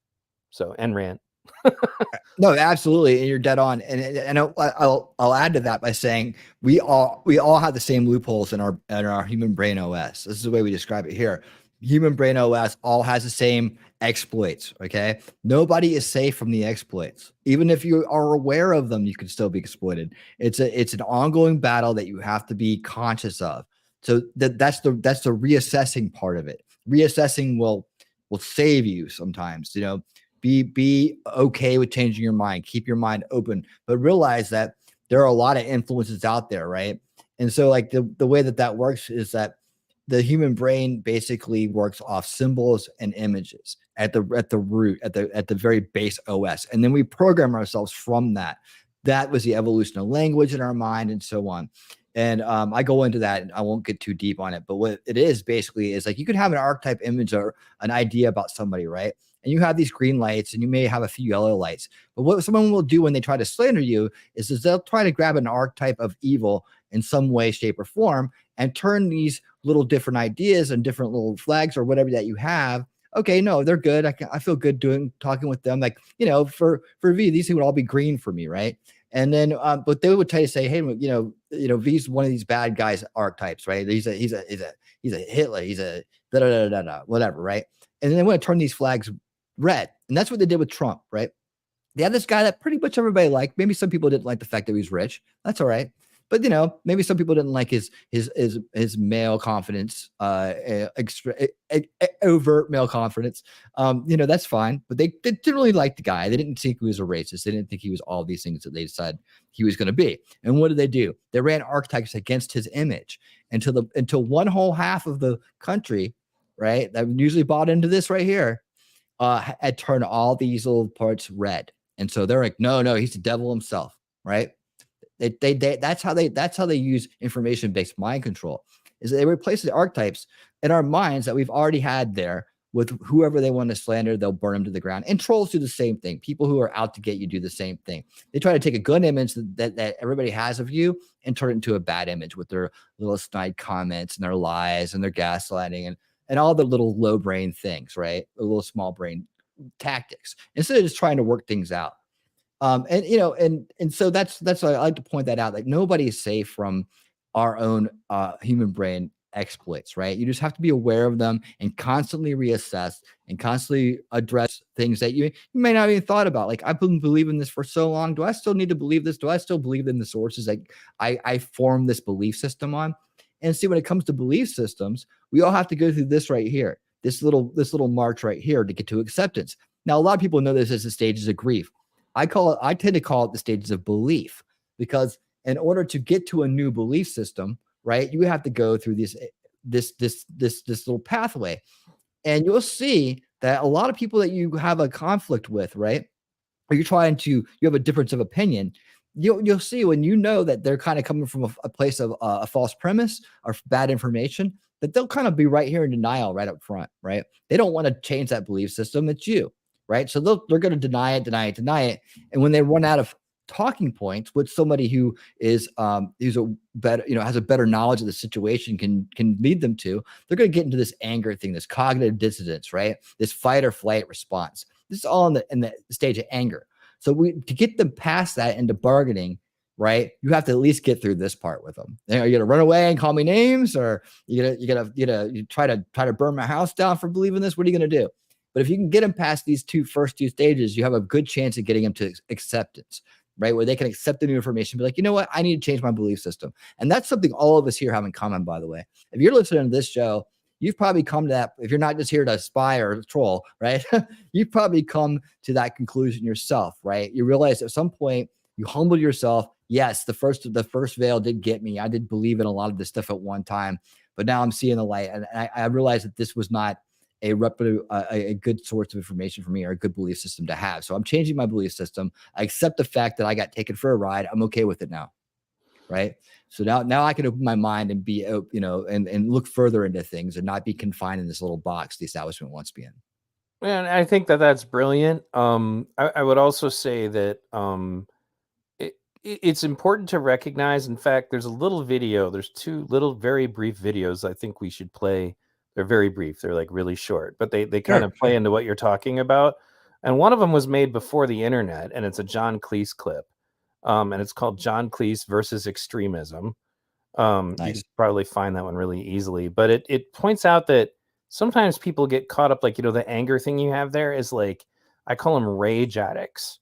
They don't actually want these problems to be solved. Like, like they don't, because they use these kinds of situations to give them justification to bully people and act like what they're doing is in some way like a noble thing, like they're trying to help the world. But yeah, throw that up if you don't mind. It's pretty easy to find. John Cleese is a guy from Monty Python. Yeah, and the clip is like I said, from before the internet, but it's so much more relevant today. John Cleese versus Extremism. Okay, almost there. Okay, Extremism.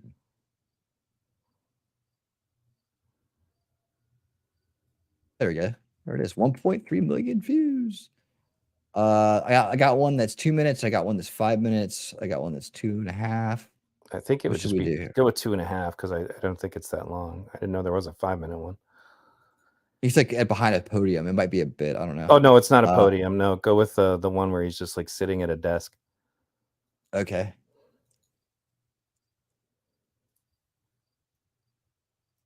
Get this out of here. Hold on. Let's see. Sitting at a desk. Or in front of a desk. If necessary, I'll just grab it. I'll tell you what, I'll just pull it up and you let me know if this is the right one. Because I got the search up here. All right, guys, strap in. Here we go. Seriously, though, we've heard a lot about extremism recently. A nastier, harsher atmosphere everywhere, more abuse and bother boy behavior, less friendliness and tolerance and respect for opponents. All right, but What we never hear about extremism is its advantages. Well, the biggest advantage of extremism is that it makes you feel good because it provides you with enemies. Let me explain. The great thing about having enemies is that you can pretend that all the badness in the whole world is in your enemies and all the goodness in the whole world is in you. Attractive, isn't it? So, if you have a lot of anger and resentment in you anyway, and you therefore enjoy abusing people, then you can pretend that you're only doing it because these enemies of yours are such very bad persons. And that if it wasn't for them, you'd actually be good-natured and courteous and rational all the time. So, if you want to feel good, become an extremist. Okay, now you have a choice. If you join the hard left, they'll give you their list of authorized enemies.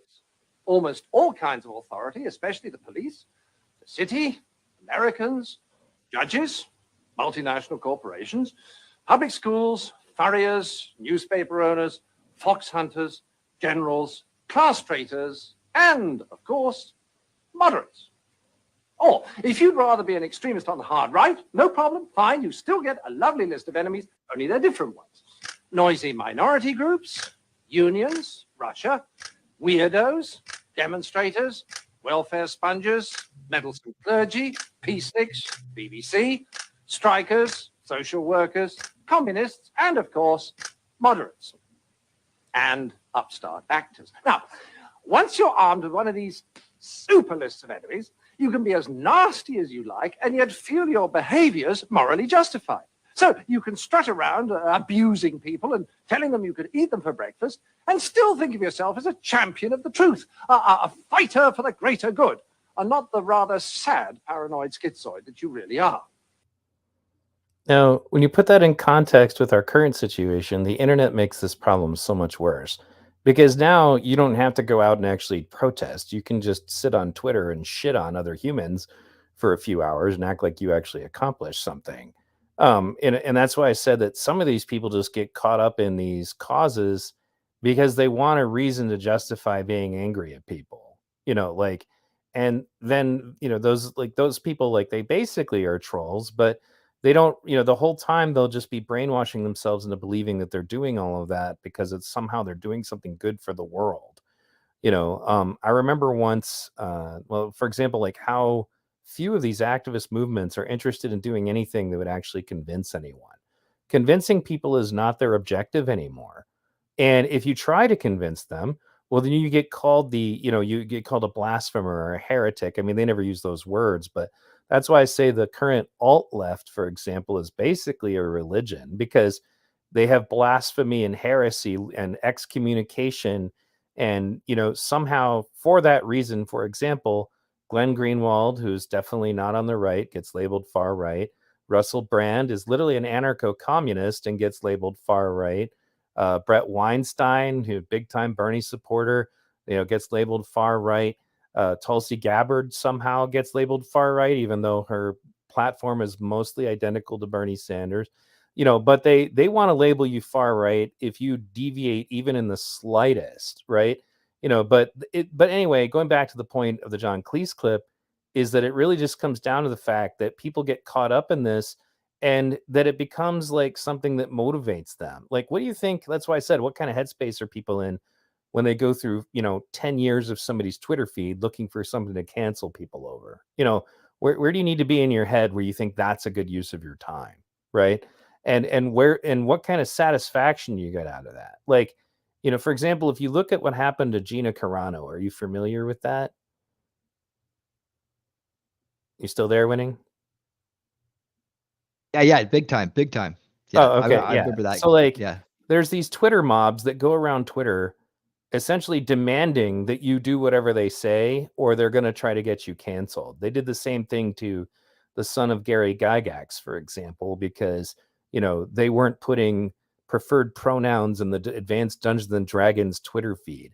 And they did the same crap to her. She doesn't hate trans people, Right. but she didn't even know what they were talking about. So for 3 months, they harassed her, demanding she put pronouns in her bio, and she didn't even know what they were talking about.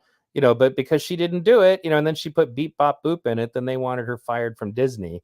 But those people, they're Ridiculous. rage. Yeah. well, they're rage addicts. That's what I was saying. You know, it's like they get caught up in the anger and then they feed off of it, and they don't really care. They're not effective activists at all. And it's clearly not what they want. You know, I remember when Daryl Davis, who was a guy who, I mean, he's kind of gone, he's kind of gone woke a little bit now, but like the point is that he was getting guys to leave the Ku Klux Klan. So he went to Baltimore BLM and they threatened him to leave, and they never wanted to see him again. Like they said they would, you know, they would, something would happen to him. They didn't say kill or maim, but the point was very clear. And it's because he was getting white people to stop being racist and actually accomplishing that goal, right? And especially to the grifters who are making money off of all this conflict, they can't have that. But they're not interested in actually changing anybody's mind.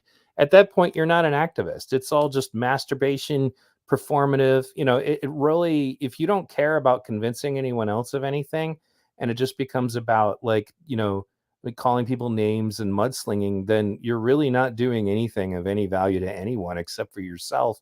And even the value that you're taking out of it is just toxic, you know.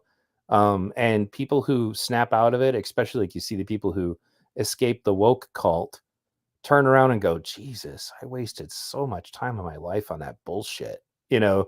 But by then, of course, it's too late. You've already wasted so much time.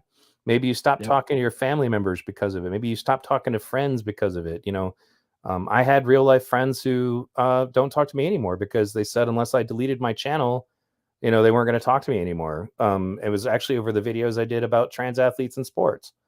And they literally wanted me to delete my YouTube channel or they weren't going to talk to me anymore. And they did. The funny thing is he didn't argue with me, the person in question, to refute anything I said. I mean, because he wouldn't. I mean, he can't. The science about trans athletes in sports is pretty freaking solid, but he just said it didn't matter, you know. People say it doesn't matter. The facts don't matter. That just, I mean, who's in control, right? Who's in control of you when you think like that? It reminds me of this video you just sent me right here. We are here in protest. We are also here in protest. What do you think you're doing? Exercising our First Amendment right. What are you doing? Standing up for what's right. Bullshit. Black Lives Matter. All lives matter. Abolish the police. Support our boys in blue. Wear masks. Stay inside. Coronavirus is a hoax, folks. Racists, communists, Fascists. Snowflakes. React with pure emotion. Facts don't care about your feelings unless they're my feelings. Violence is okay if you're mad enough. Finally, I can practice self-defense. America!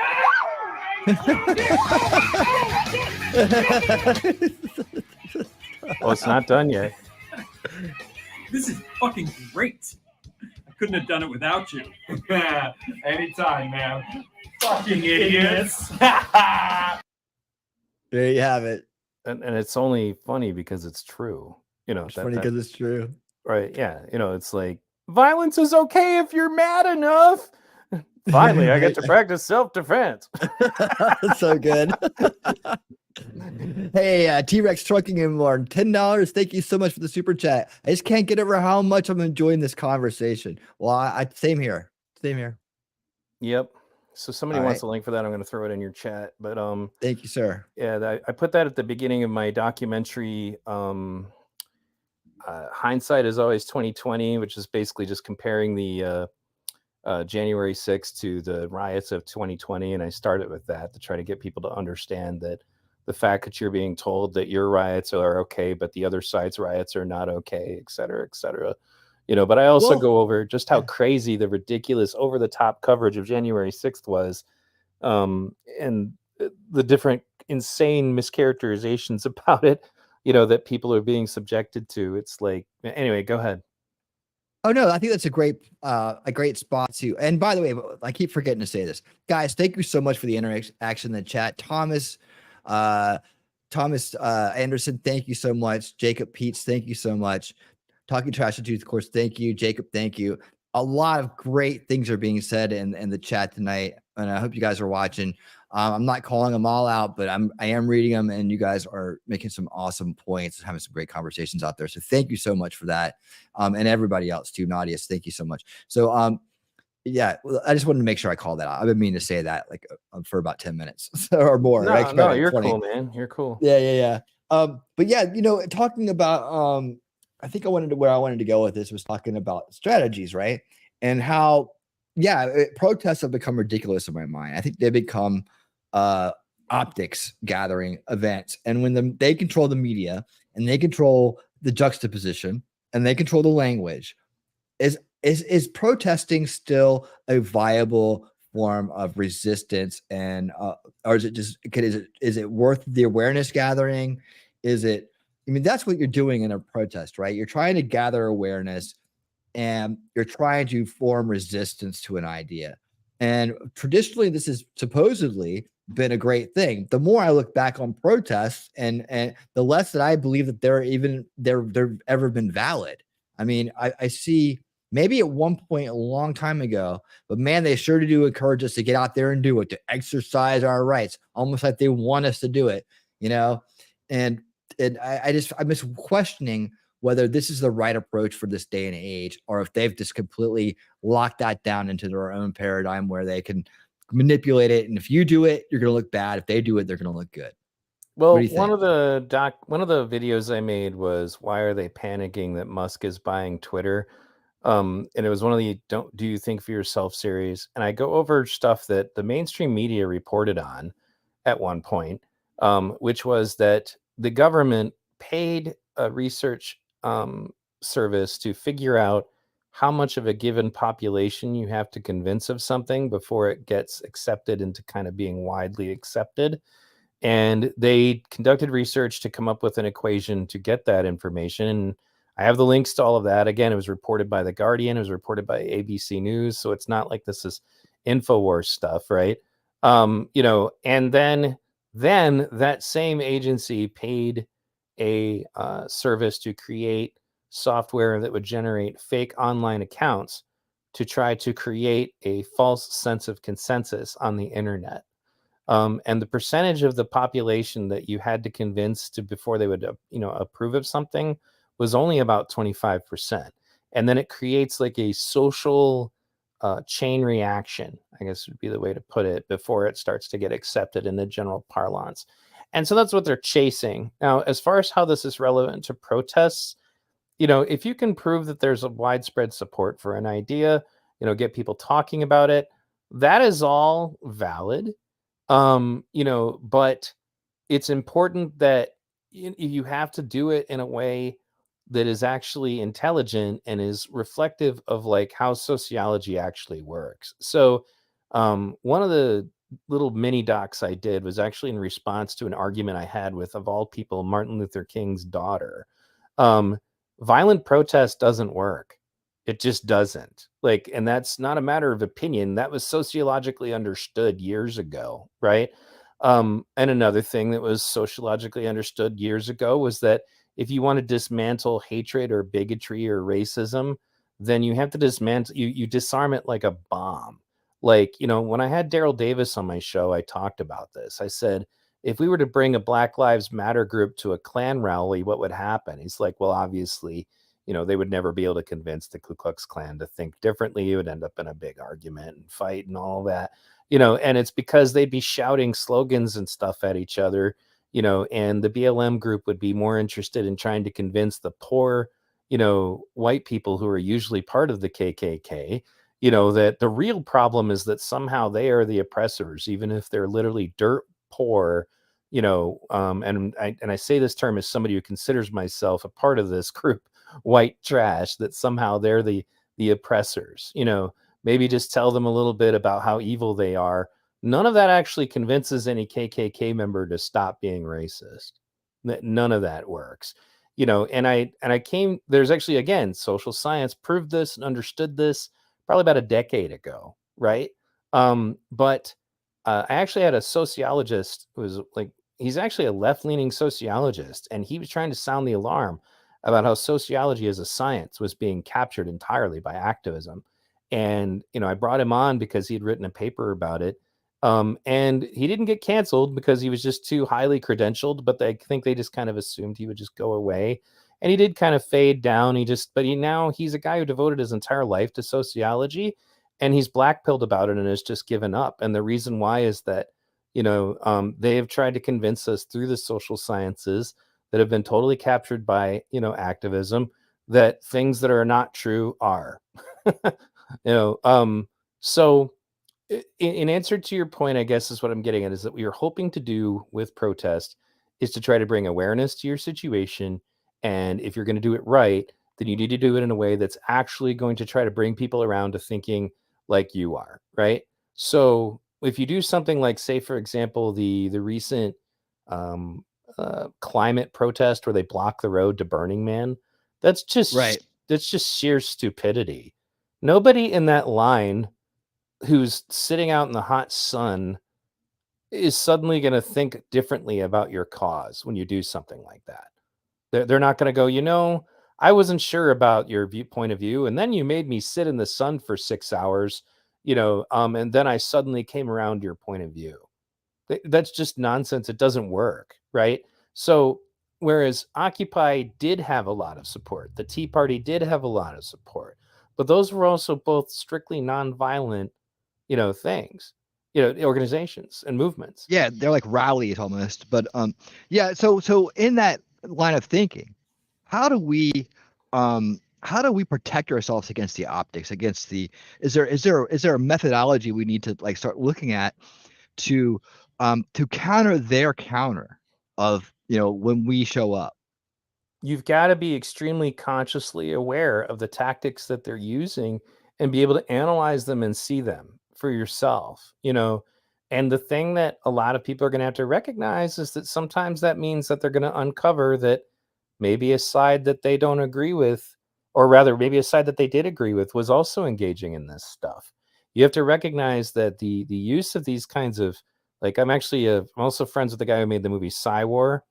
And Love that movie, by the way. I love right. that movie. And he's a left-leaning guy. Like, did I ever tell you how he got into this? He had go ahead. his aunt, like, the crazy aunt in the attic thing, was literally a victim of MK Ultra. And that's what led to him wanting to get into making those documentaries, was because the government had destroyed his aunt's life. Like, she was put in an institution. Wow, that reminds me of force-fed LSD. So that reminds me. Yeah, that reminds me of one of my subscribers that comes by quite often, is Scott Free Freedom.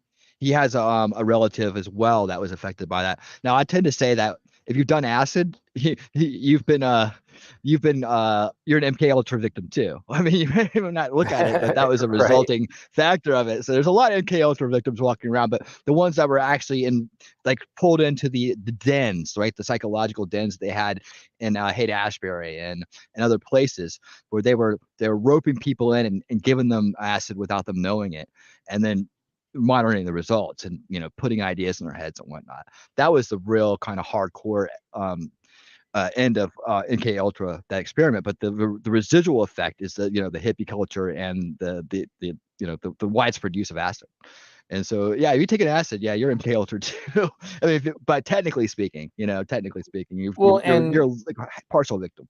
Right. And one more point I would make about that is that, again, study how this has happened throughout history. And one of the things that Scott Noble, because that's the filmmaker behind War, did, is that he pretty much relied on mostly declassified documents that the CIA admit that they do. Like, and he pointed out in one of his, I think it was actually a second one, which is, I feel terrible for forgetting it, but basically he did another one that was specifically about kind of social engineering and brainwashing.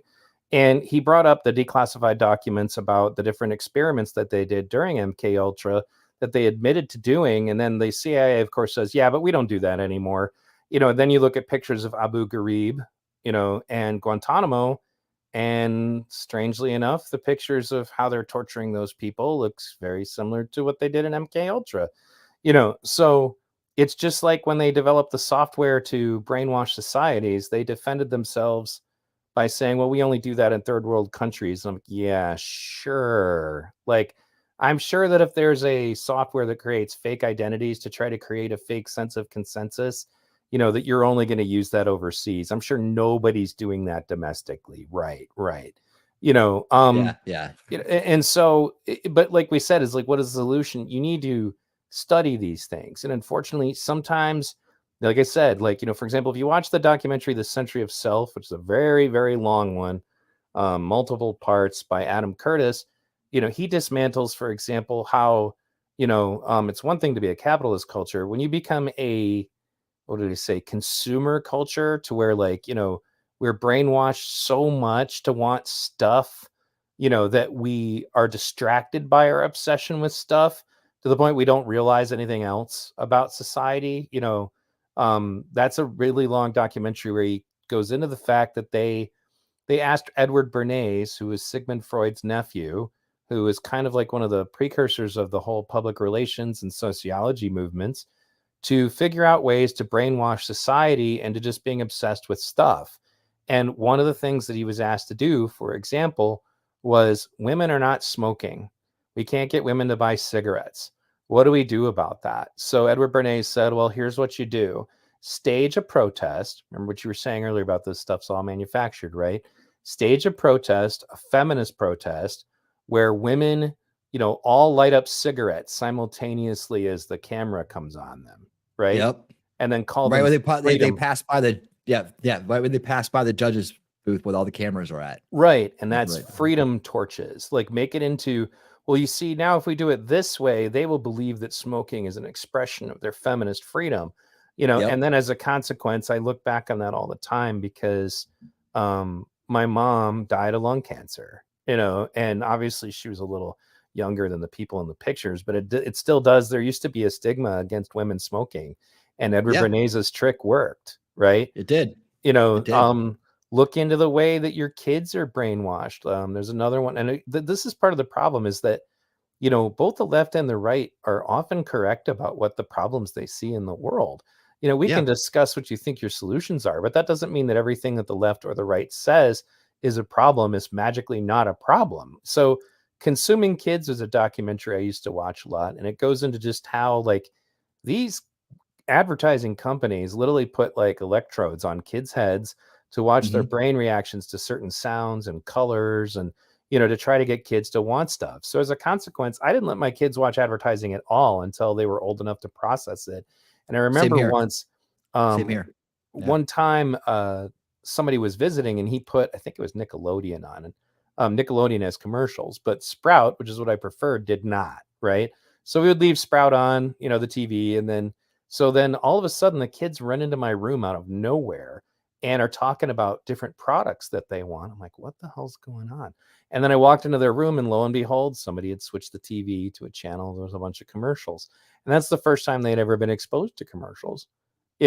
So you gotta research this stuff and understand, how these people get into your head. And also, don't be arrogant enough to assume that you're immune to it. That's a really big part of it, so I'm sure that you recognize that there are people, for example, who might be Trump supporters who probably take it a little too far, just like any other movement, there are people that and it's not unique to Trump. I want to be clear that people can get caught up in hero worship to the point that, and that's where the joke comes from, where Donald Trump says, I could literally just walk down the street shooting people and it wouldn't affect my support. He's not really wrong. There are people that'll absolutely continue to support him, no matter what he does. And if you support Donald Trump and you thought that through, and I tell people this on my channel all the time, that's fine. You're welcome here. I don't care. But, but don't allow yourself to surrender your thinking to literally anyone, which is why, for example, I'm watching Bernie very closely. I'm watching Tulsi very closely. To see, it's like, okay, well, the second you go outside of my view of what is right and wrong, then you're out of here. I mean, I'm watching DeSantis the same way. I'm watching, Vivek the same way, right? I mean, obviously, I think Vivek needs some work, but anybody who raises up and tries to become the lead horse in the anti-establishment side of things, right? I got my eyes on them too. It's the same way. Right. And that's, so don't ever it was actually, ironically, it was Mike Gravel who warned me about that. And it was in response to the fact that I was a big Ron Paul fan. And he's like, look, I like Ron Paul too, but be aware of this problem. And then he explained it to me in a way that made a lot of sense. And he wasn't trying to convince me to not like Ron Paul. His concern for me was, I don't want you to hero worship somebody so much to the point that you don't ever see, anything that they may ever do wrong. when it becomes like that, when it becomes a cult of personality, so to speak, and then you don't care what they do at that point. Like that's for example, like, the second Bernie Sanders actually votes for an assault weapons ban that actually goes through, that's the end for me. Never supporting that guy again, just as an example. I mean, I'm already kind of drifted away from him at this point, but that's what I'm getting at. Don't hesitate for a second to give up any of these people. Don't become to the point where essentially none of these people, I guess, are entitled to your support. I would put it like that. Nobody should be entitled to it. You should only support them if they actually, are really somebody who's reflective of your views, which is one of the reasons why the whole we can't vote third party thing is so ridiculous to me, because they'll say if you vote third party, it's a wasted vote. I'm like, bro, if I'm voting for somebody who literally holds none of my values, what does my vote actually mean at that point? Is that a wasted vote? Because I would tend to think so, right? I told them I'm not going to vote for Joe Biden because of Iraq and NAFTA, and that disqualified Joe Biden all the way back in 2008. I didn't. The same thing with Clinton, like I mentioned earlier. I'm not going to change my views on that. So, but anyway, and also like, watch the way that the left just suddenly started worshiping in the feet of Liz Cheney just because she talks shit about Trump. And I'm just like, so that's all they have to do, huh? It's like baptism. If you oppose Trump, then all of your sins are washed away, and Liz Cheney holds a bunch of views that the left would want somebody utterly canceled for, but the way that they were just lapping up at her feet and worshiping her, like, oh, I hope she runs for president. She's so stunning and brave. I'm like, she's anti-assault weapons ban, which is, again, that's not something I'm into, because I don't think we should ban assault weapons, but Right. she's also pro-Israel, and these people hate anybody who's pro-Israel, and she's pro-life, and these people hate anyone who's pro-life, but hey, if you talk bad about Trump, we're all in. You got to think about what headspace you're in at that point, because they wanted Andrew Yang canceled, and they deep sixed his run for mayor because he dared to suggest that Israel might have a right to protect themselves. Right. Right. That's what Ron Paul used to say. Well, yeah. And it's not, and that's the thing, is like, that's an issue that I find really crazy also, is like, look, I want, and ironically, even Bernie supports the 2-state solution, and, everybody needs to have somewhere to live and be left, and leave it at that, but the point is that the weird thing, put it like this, right? Like, so Palestine is extremely anti-LGBTQ. Like, as in, if they catch you, they may just kill you, right? For being gay, or for being trans, or for being any of these things. And they have laws against it there. So the same weird woke left that is utterly obsessed with canceling anybody who might be pro-Israel is holding up flags for Palestine. But if the average woke leftist with the blue hair and, non-binary identity or whatever was walking down the street in Palestine, they'd be dead. Like, they would not want to live in a place that those people were in charge, right? But that's completely purged from their mind. They're not even thinking about it, right? And that the average Palestinian citizen holds views that, again, they would want you totally chastised, like I said, heresy, excommunication. How dare you ever suggest that trans people are not the gender that they identify as, or blah, blah, blah, blah, blah. You do something like that, they want you fired from Disney, right? But it's just bizarre. And that's an example of what I'm saying, is that even if you're conservative, though, be on the lookout for this stuff. Because that's one of the things I point out to them when they say, well, yeah, they screwed Bernie, and, that's just the corruption of the DNC. And I was like, let me tell you about Ron Paul. Because the Republican Party is not better. And honestly, they would have gotten rid of Trump, and they wanted to. But I think what it really comes down to, and in fact, they still want to, because he's anti-war, right? Oh, yeah. When Liz Cheney suddenly turns on Donald Trump, Liz Cheney voted the same way Donald Trump wanted her to pretty much her whole career. But you know what the problem is? Donald Trump won't invade countries. And the neoconservatives want to invade more countries. When I was working for Jesse Ventura, that was what he mentioned to me when I was on his exploratory committee for running for president. He was thinking about it, right? He's like, I'm going to run against Donald, but I got to give the guy credit. I was like, what? He's like, he didn't let them convince him to go into any more wars. I told him and he tended to agree. He's like, no, I think you're right. But I think the plan in 2016 was for Hillary Clinton to get elected and invade Syria. Oh yeah. Yeah. And 100%.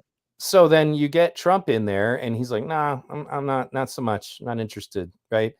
And that was when they turned on him, was then they realized that they couldn't convince him to go ahead and invade countries. I think that they honestly believed they could handle Trump, and get him to do that for them. And that's why Glenn Greenwald has been reporting on this, that mysteriously the neoconservatives keep finding their way over into the Biden White House. Yeah. Dude, that was my prediction. That was my prediction back with Ron Paul. Is if Ron Paul, I told everybody, it's like, watch this. This is how I got a lot of people to vote for him in the primaries that were end up voting for Obama in the general, right? I said, help us out, help us beat the neocons, right? I worked on this for a year before the election even came about. I was working on this before Ron Paul even said he was running for president in 2012. Like I already knew he was going to do it. I felt it. But I was like, I'm going to get out ahead of this because we have to pound this in so people understand that they're being abused through this illusion of choice, right? That they are being fooled and they're being played for fools. And then when they do that, that'll innate this resentment and anger that will help them rise up against the establishment. It worked for some, but I said, here, watch this. I said, if Ron Paul gets the nomination, you're going to see the neocons all fly back to the left so fast you can't even believe it. They're going to all fly back over there and try to beat him that way because they will not want him to be president. They'd rather have the Democrats than him. And watch it. So it didn't happen with Trump, with Ron Paul. We didn't get to see that happen. But when Trump did it, they sure as hell went running back to home as fast as they could because they were already there. They were already part of this uniparty, that people call it the uniparty, right? It's a uniparty because they took over one of the parties and they controlled both sides. And we just didn't see it because we were born into it. So it's getting that awareness out there and then showing the research so that people could understand that they have been fooled. And of course, a lot of people in the first veil, as we call it here, the establishment narrative, they want to hear anything about it. I had people tell me I'd never vote for a Republican no matter what, even if he's the most honest guy on the board. And, I don't know, never. Or they'd pick one little social issue like abortion or something and be like, oh, no, he's anti-abortion. I'd never do that. No. Or like he's anti-amnesty. I'd never, and they just close their minds right off. I'm like, well, what about the corruption in the system? What about the fact that we're not really picking our leaders? Oh, yeah. That's a care. huge part of it. And that's, yeah. Now we're allowed to talk about this, but we weren't before. But do you know who Clint Curtis is? Did I what? I almost got myself canceled. What did I say? Did I say something wrong? Thank you for pointing that out, Jacob, but I'm not sure what I said. Oh, okay.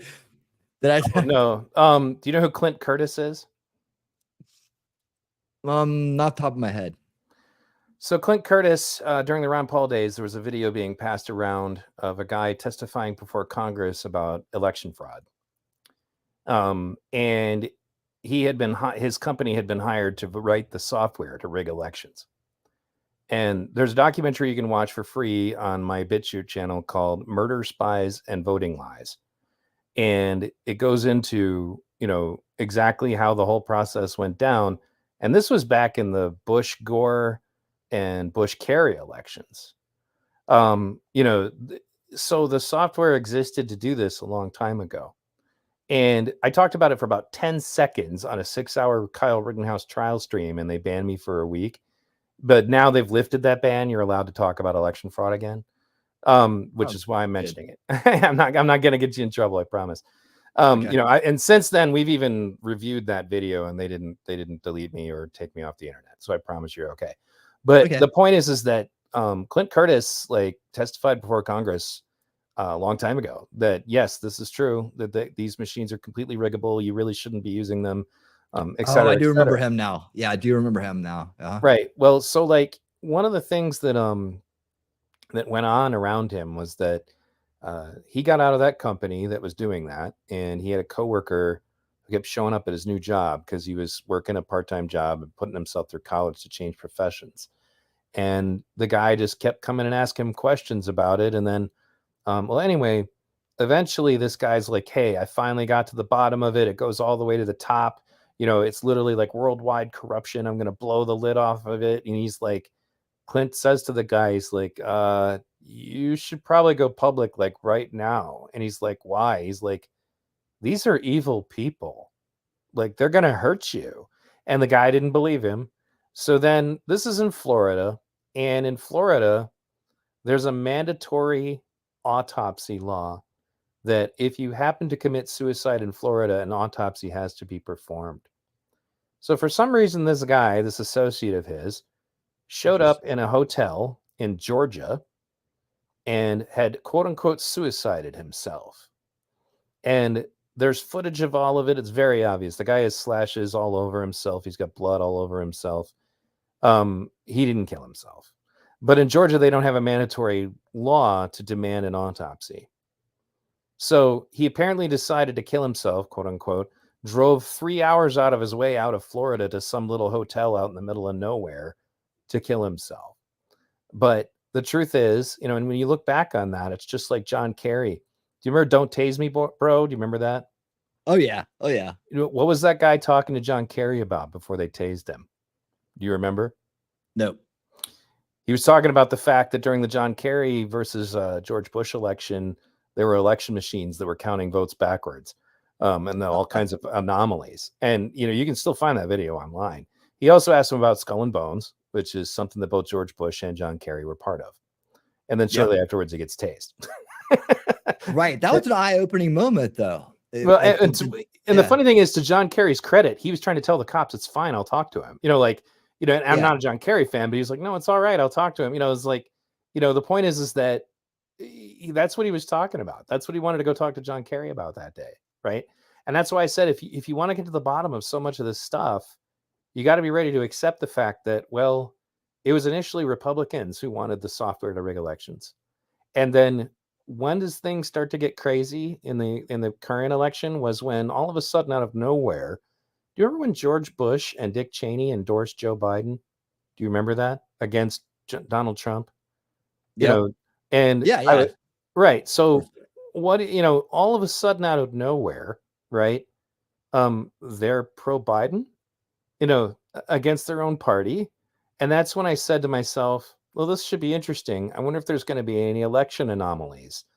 And then come to find out, if you consult the exit polls for the Democratic primary, the exit polls do not correlate with a great deal of the primary election votes. And that's how you end up with Joe Biden getting the nomination, despite the fact that he was like number 7, and Bernie was number 1, right? Bernie's also an anti-war candidate, or at least he used to be. I don't know what he's going to do now, but he voted against Iraq, when it was definitely not cool to do so at the time, right? So, there are definitely dark forces, behind everything that, but this is one of the reasons I brought this up, is that another one I'm just getting tired of. Like, it's funny as we keep talking about things that are essentially George Carlin quotes. One of them is the illusion of choice, right?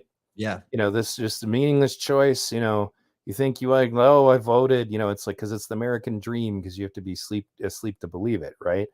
Well, another one he said was about conspiracies. And I used it in the beginning of my video where I was replying to Sitch and Adam, because they have this bizarre belief that Iraq was actually really about democracy in Iraq. Like, anybody in the White House actually gave a shit about that. Well, anyway, without getting into that, it was George Carlin says, they make it, they call you names essentially. And I can't perfectly quote it, but the point is that he's like, they'll call you a kook or, a quack or whatever, if you suggest that powerful people just might get together and have a plan, right? That they might collude and have some kind of wider agenda. It doesn't happen. You're a conspiracy buff, right? And now we're back to that. Conspiracy theorist is something you can spit out at any moment to just blanketly discredit anything anybody says. And it's unreasonable to believe that everything is a conspiracy, but it's also unreasonable to believe that everything is not a conspiracy. And to suggest, it's to suggest that, like, well, no, that, you're talking kind of conspiratorial there. Like, they don't even analyze the possibility anymore, right? Like you're sounding kind of conspiratorial there. It's like people act like there's a law of physics or something that prevents people from getting together and conspiring to do things, right? And that was what Scott Noble's point was in Psywar and Social Engineering and his other films, using declassified CIA documents to the stuff that they'll admit to doing, right? Well, that's all the real stuff that they do all the time, and now we look at things that are starting to come out in the forefront. Like, this is how bizarre things are right now. When the UFO thing was coming around, one of my kids came in the room and I said, wow, so they're admitting that UFOs are real and we have aliens and all that. And everything's been so fucking crazy lately. My kids literally went, oh, and then just went back to their lives. Like I hadn't just told them something, extraordinary, right? Because shit is just so weird right now that at this point, probably raised them well enough to know that they're like, well, we'll get back to you on that, Dad. We have to go research that first. Well, they're both critical thinkers, so that's one of the reasons I don't have to worry too much about the like, for example, my son's current school had some bizarre stuff about the history of slavery in it, and he came in and showed it to me and was laughing about it, and because he and I had discussed the full story about slavery, and but the point is that he knew better than to just go along with what his school told him, right? But it wasn't because they believed me. The issue is that we live in such bizarre times that at this point nothing surprises anyone anymore, right? There was a funny meme that somebody shared with me once that said that I feel like I'm in season 7 of a show and the producers have just run out of ideas, so now they're just throwing whatever at us. And that's what we're in. We are in season 7 of the American experiment, and people are just throwing stuff at the wall, and hoping that that they can jump the shark and that we'll tune back in. And my common joke is we've gone beyond jumping the shark and now we're jumping the megalodon. There you go. I like that one. Hey, $20 from Talking Trash to Two. Such an amazing show. So glad tonight happened. Thanks, V Radio. What a winning combination. Absolutely. And thank you. Mm-hmm. We've been covering the UFO rabbit hole on Unveiling Reality. We've gone from Ancient Aliens through the Disclosure Project, and then I had a Winning Saturday Night with Kaiser Pineapple, who's been covering like UFO and UAP stuff from from the president, right?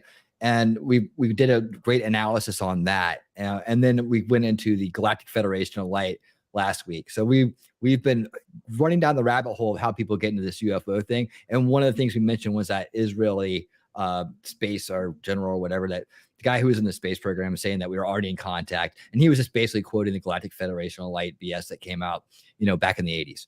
So it's funny that every time I see the UFO stuff pop up, I'm like, distraction.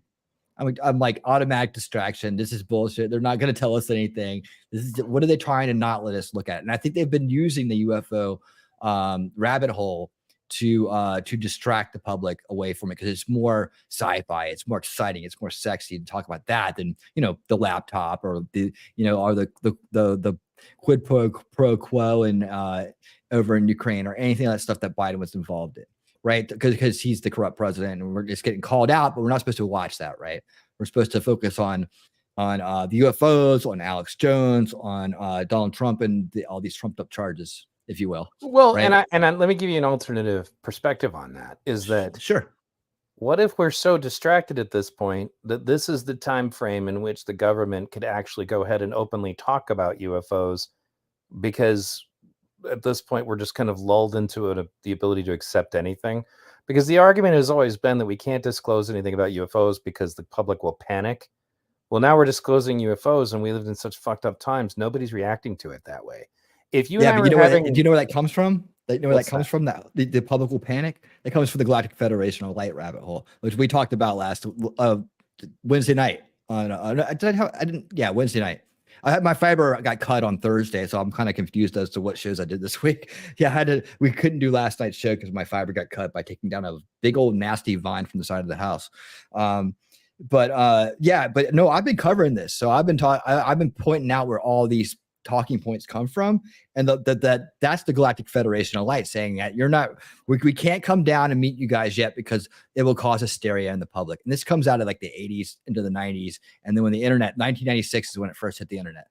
So yeah, we've been covering all that stuff. I'd say take a look at my unveiling realities from the last several weeks, and you can get caught up on that real quick. But where all that stuff's coming from, I still kind of stand pat on the fact that they really don't know anything. Some of the stuff we're seeing is not what we're being told to. Like, for instance, the UAP and UFO stuff, the footage that they released, that's all from training exercises. Why is it the UFOs only show up during training exercises? They're all sound bit. They're all cut up.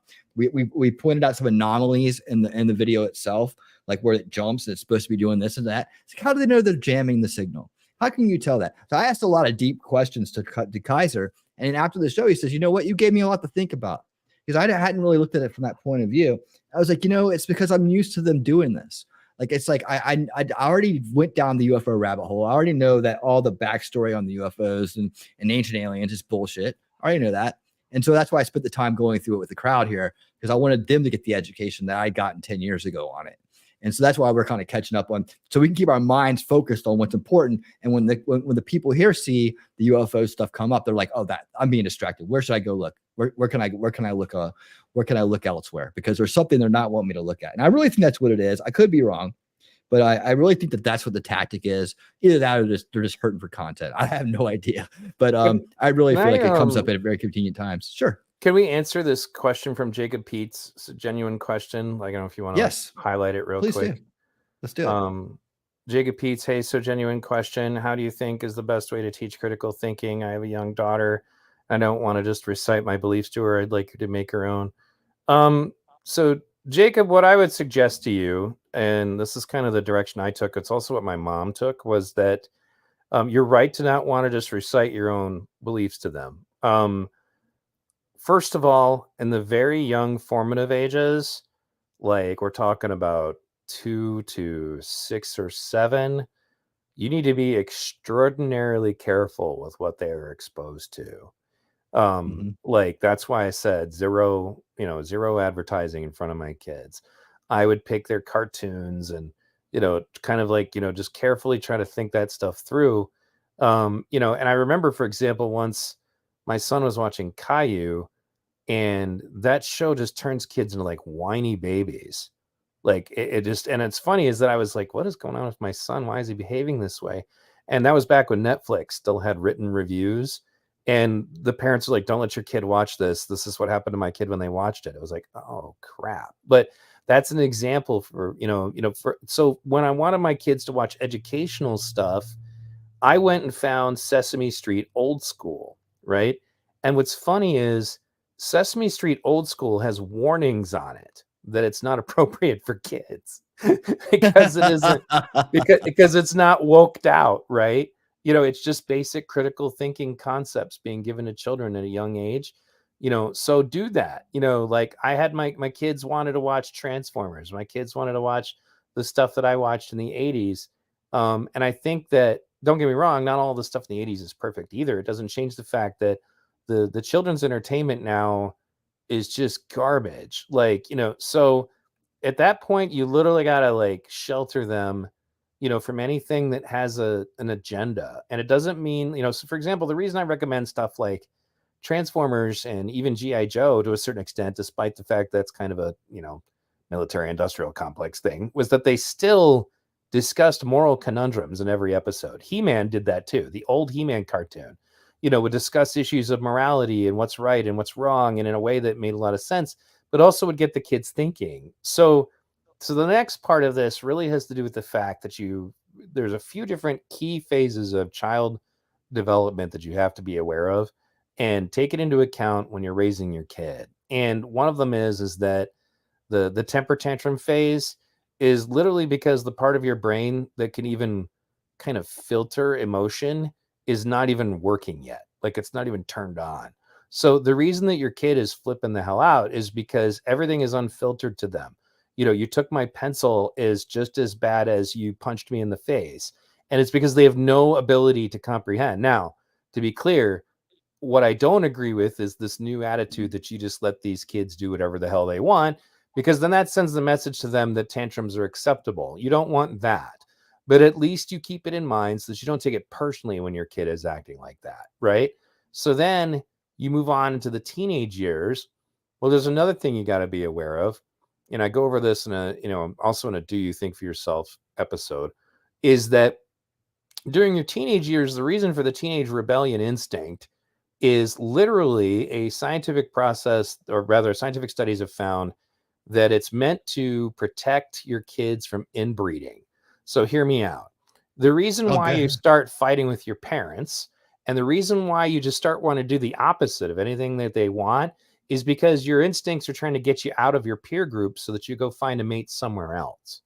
So there's a scientific reason for that instinct and that hormonal, effect that causes everybody to rebel against their kids, or I'm sorry, against their parents, right? So again, you don't tolerate it. You don't just let your teenagers destroy themselves, but it makes it easier to not take it personally when they act like that. And for me, what I did was, before my kids hit those ages, like when they were, say, around more like 10-ish, right? When it was just around the corner, I sat down and had the conversation with them that, by the way, when you get to be a teenager, there's this thing that's going to happen to your brain. So my kids are aware of it.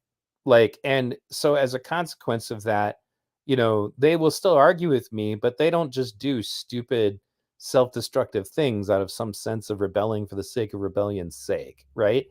But so then the last thing that I would say, as far as these phases of development you need to be aware of, is then the next one is that the part of your frontal cortex that even understands or grasps long-term consequences is not even functioning yet, usually until somebody's like in their mid 20s, sometimes late 20s. So that's why you think you know everything when you're 18. And if you go back to when you were 18, you think to yourself, some of this was not rebellion. I just legitimately thought that was a good idea, and it really was not, right? And it's because essentially, instead of thinking of yourself, as stupid or anything, you got to think of yourself as like being a computer that, I'm trying to play a video game on it, but my video card is literally not installed, and that's what it is. Their ability to comprehend long-term consequences or benefits is not even working right. And so that brings me around to, what do you do to try to fix these things? And a large part of it is that some of the new parenting ideas are right and some of them are not. For example, I don't believe that your child acting out and throwing things and breaking stuff, is necessarily the situation in which you're going to sit down and have a philosophical conversation with them when they're 5. And this is what the anti-spanking, anti-yelling, anti-whatever crowd says you should do. And I'm not going into spanking at the moment. My point is that, that doesn't always work with young kids, but you have to try. You got to have these conversations with them, because the other thing about brain development is that stimulating the brain can cause some of these things to develop faster than others, and not stimulating the brain can lead to them not developing at all. And that's why my kids frequently have trouble interacting with other kids, because the kids in their generation are just stupid as hell as far as that. And once again, the disclaimer that I just said, not to call them stupid, but they're not developed. They're the critical thinking, the analytical thinking is not only not being emphasized in our school system like it should be, it's also just not being, emphasized socially. So, and the other thing is, these kids have like no emotional control whatsoever. And the thing is that the way to get that is, in some cases, going to be by being exposed to things that are not pleasant. And our parenting experts are telling us, well, no, never do that. Never allow your child to ever be exposed to any kind of adversity. And if they want to quit a sport, never push them. You should just let them quit anything. What kind of kids come out the other side of that, right? So the other thing I would do is, we would watch films together, and I would pause the movies every now and then. And if you really want to get a kid thinking critically, then, and not just following what you said, right? Then the objective needs to be to ask questions about what they're seeing, and then let Yeah, them what do you think of think that? about it. Mhm. Right. Yeah, like, what do you think of that? Right. Well, what do you think about this or that? And like, maybe every now and then you can kind of give them a little nugget here and there. But the idea is you're trying to get their brain to exercise like a muscle, right?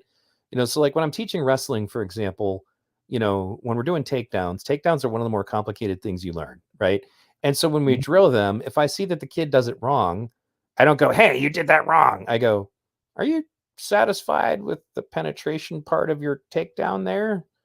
And then they think about it for a moment. Nah, that was terrible. I'm going to do that again. Right. Let's just do that again. Questions like that, right? Get them engaged and thinking about it on their own.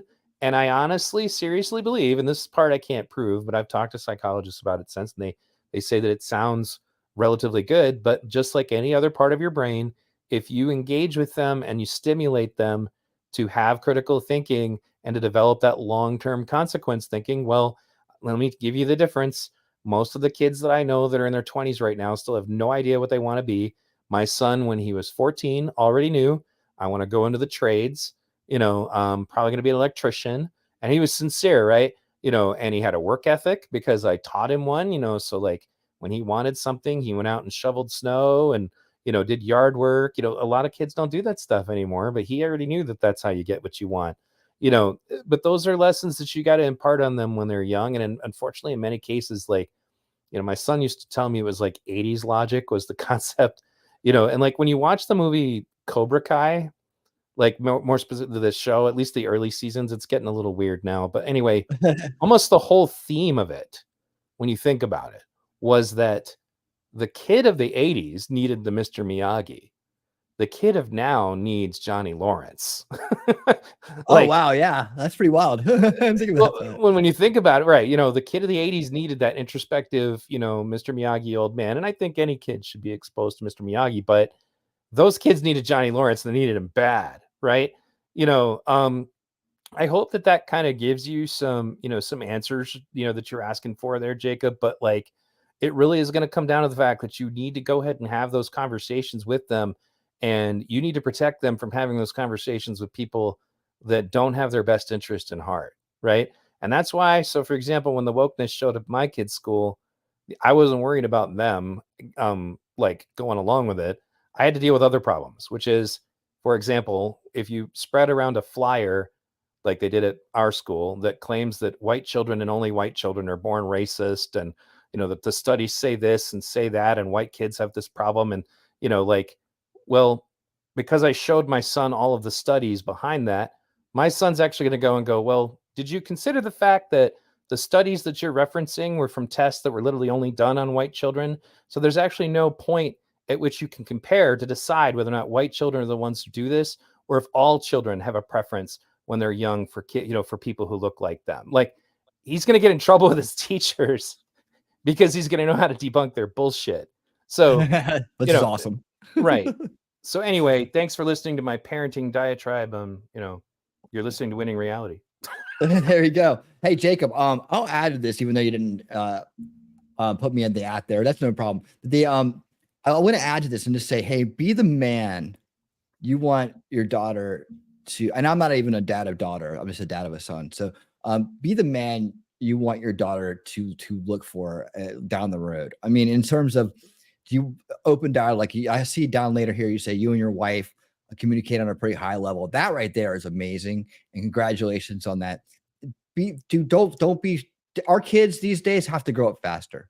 They do. And don't be scared to go ahead and introduce uncomfortable topics as soon as possible. I mean, I agree with V. Like when I say media studies and solution culture, like and information tech studies, like I did that. These are all practices that I've done.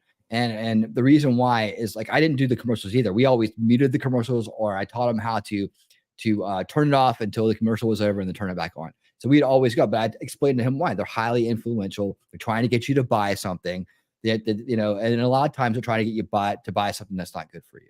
So you need to keep it on your guard about that. But I explained it to him. He had no problem. In fact, your kids feel like they're protected when you're doing that. That's what I found from my son. He had a lot of confidence in me at that point, to know that I was protecting him and I was looking out for him against all these things that are out there trying to take him away. And there are. And hey, man, just because your school's doing it doesn't mean the kids aren't doing it too. Groomed kids, groom kids. It's very true. Yeah, you may be looking at all the sources right in front of you and not see the kid hiding over there in the corner that you're saying be tolerant, with, right? And it's sad, but unfortunately, once kids get broken like that, they'll try to break other kids with them. And especially if they like the other kid or they, obsessed with the other kid or something, they'll try to groom them in. They'll start by saying, "Oh, you're so gay. You're gay. You're probably gay." They'll say stuff like that to try to convince them. They'll say it over and over and over again. It'll become a joke. My son literally had to walk away from children he grew up with because of that. He's like, I'm just so tired of them saying this stuff to me. I was like, it's not true. And he goes, I said, I'm done with them. I'm done with them. And he said, see ya. I was like, told his mom, I was like, those kids aren't allowed to hang out with him anymore. Right. That's from coming from him. He's like, no, I'm not going to deal with it. See you later. And he hadn't talked to either one of them since. So when you give them that power and you show them that you have their back, they'll be amazing. So good luck, Jacob. And thank you for sharing that and asking the question, and congrats on having a great wife. Yeah. And I would say, definitely take all that into account. And when they're at 2 years old, like you have a difficult stage going on. But again, like I said, just don't take it personally when they flip out. They really can't handle it. That doesn't mean you let them do it. But again, it's so much easier to deal with a 2-year-old when you realize, okay, don't take it personally, guys. I literally just can't filter my emotions. I'm incapable of doing it. Then you realize, oh, okay. So they're not trying to be offensive. They're not trying to irritate everybody. They literally can't control themselves. That really helps you put into perspective. So, yeah, absolutely. And by the way, go ahead. No, I was going to say, like, there's stuff about you said about daughters is really important because the dating scene is so messed up right now. And it's largely because of the way that women are being raised, in my opinion. Like, I didn't have to give my daughter the don't date bad boys talk. I mean, we watched movies where that mistake was made a lot. And then I would ask her, but like the only boys she's ever shown interest in are all like smart, sweet, moral people. But like, I had to have that conversation with her and show her the direction that goes in your life if you start dating toxic people. Don't get me wrong, men have their own problems in this regard. This is not just picking on women here, but like women are not being taught those kind of basic skills, and I feel bad because, for example, my son, I don't know how he's going to date anybody, like the relationships between the genders right now are totally messed up, and it's interesting to see, but you have to impart on that, that on your kids and your daughters in particular, because there will be a phase, particularly during that rebellious phase, when again, their brain is literally trying to get them to do the opposite of whatever you say. Prepare them ahead of time. In some cases, movies can be an extremely powerful tool to that end. Yeah. I mean, Vision Quest, the movie, the intro I did for Vision Quest, that movie made me want to be a wrestler, man. I went on to do great things in wrestling, so it can be good sometimes. So, yeah. But speaking of which, yeah, go ahead. Speaking of which, V Radio's latest video just came out hours ago, I believe. Kind of touches on this topic. Watch this.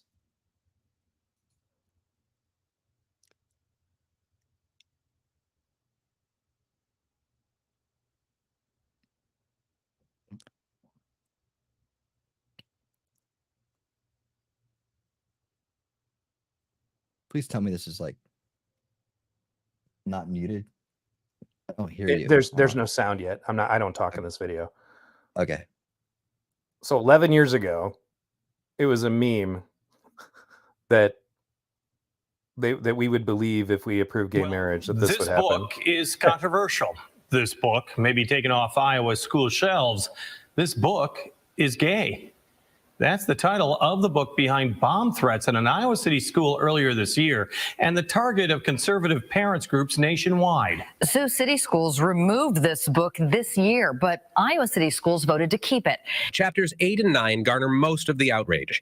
Chapter 8, Where to Meet People Like You, includes a guide to sex apps and gay bars to meet intimate partners, but also warns of the dangers of online dating and hookup apps. Chapter 9, The Ins and Outs of Gay Sex, even comes with a graphic warning from the author. It includes graphic details of pleasure zones and descriptions of sex acts and how to perform them. What?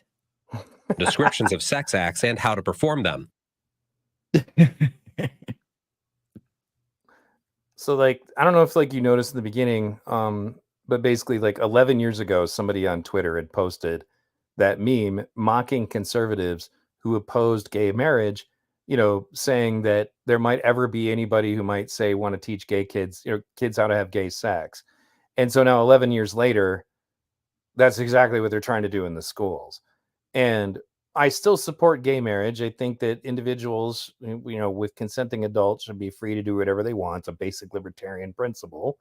But at the same time, my friends in the LGB, and I notice I said LGB because the T and the Q, like there are people in the LGB community, for example, who are not in any way on board with indoctrination. They're not on board with grooming. They're not on board with any of that stuff, right?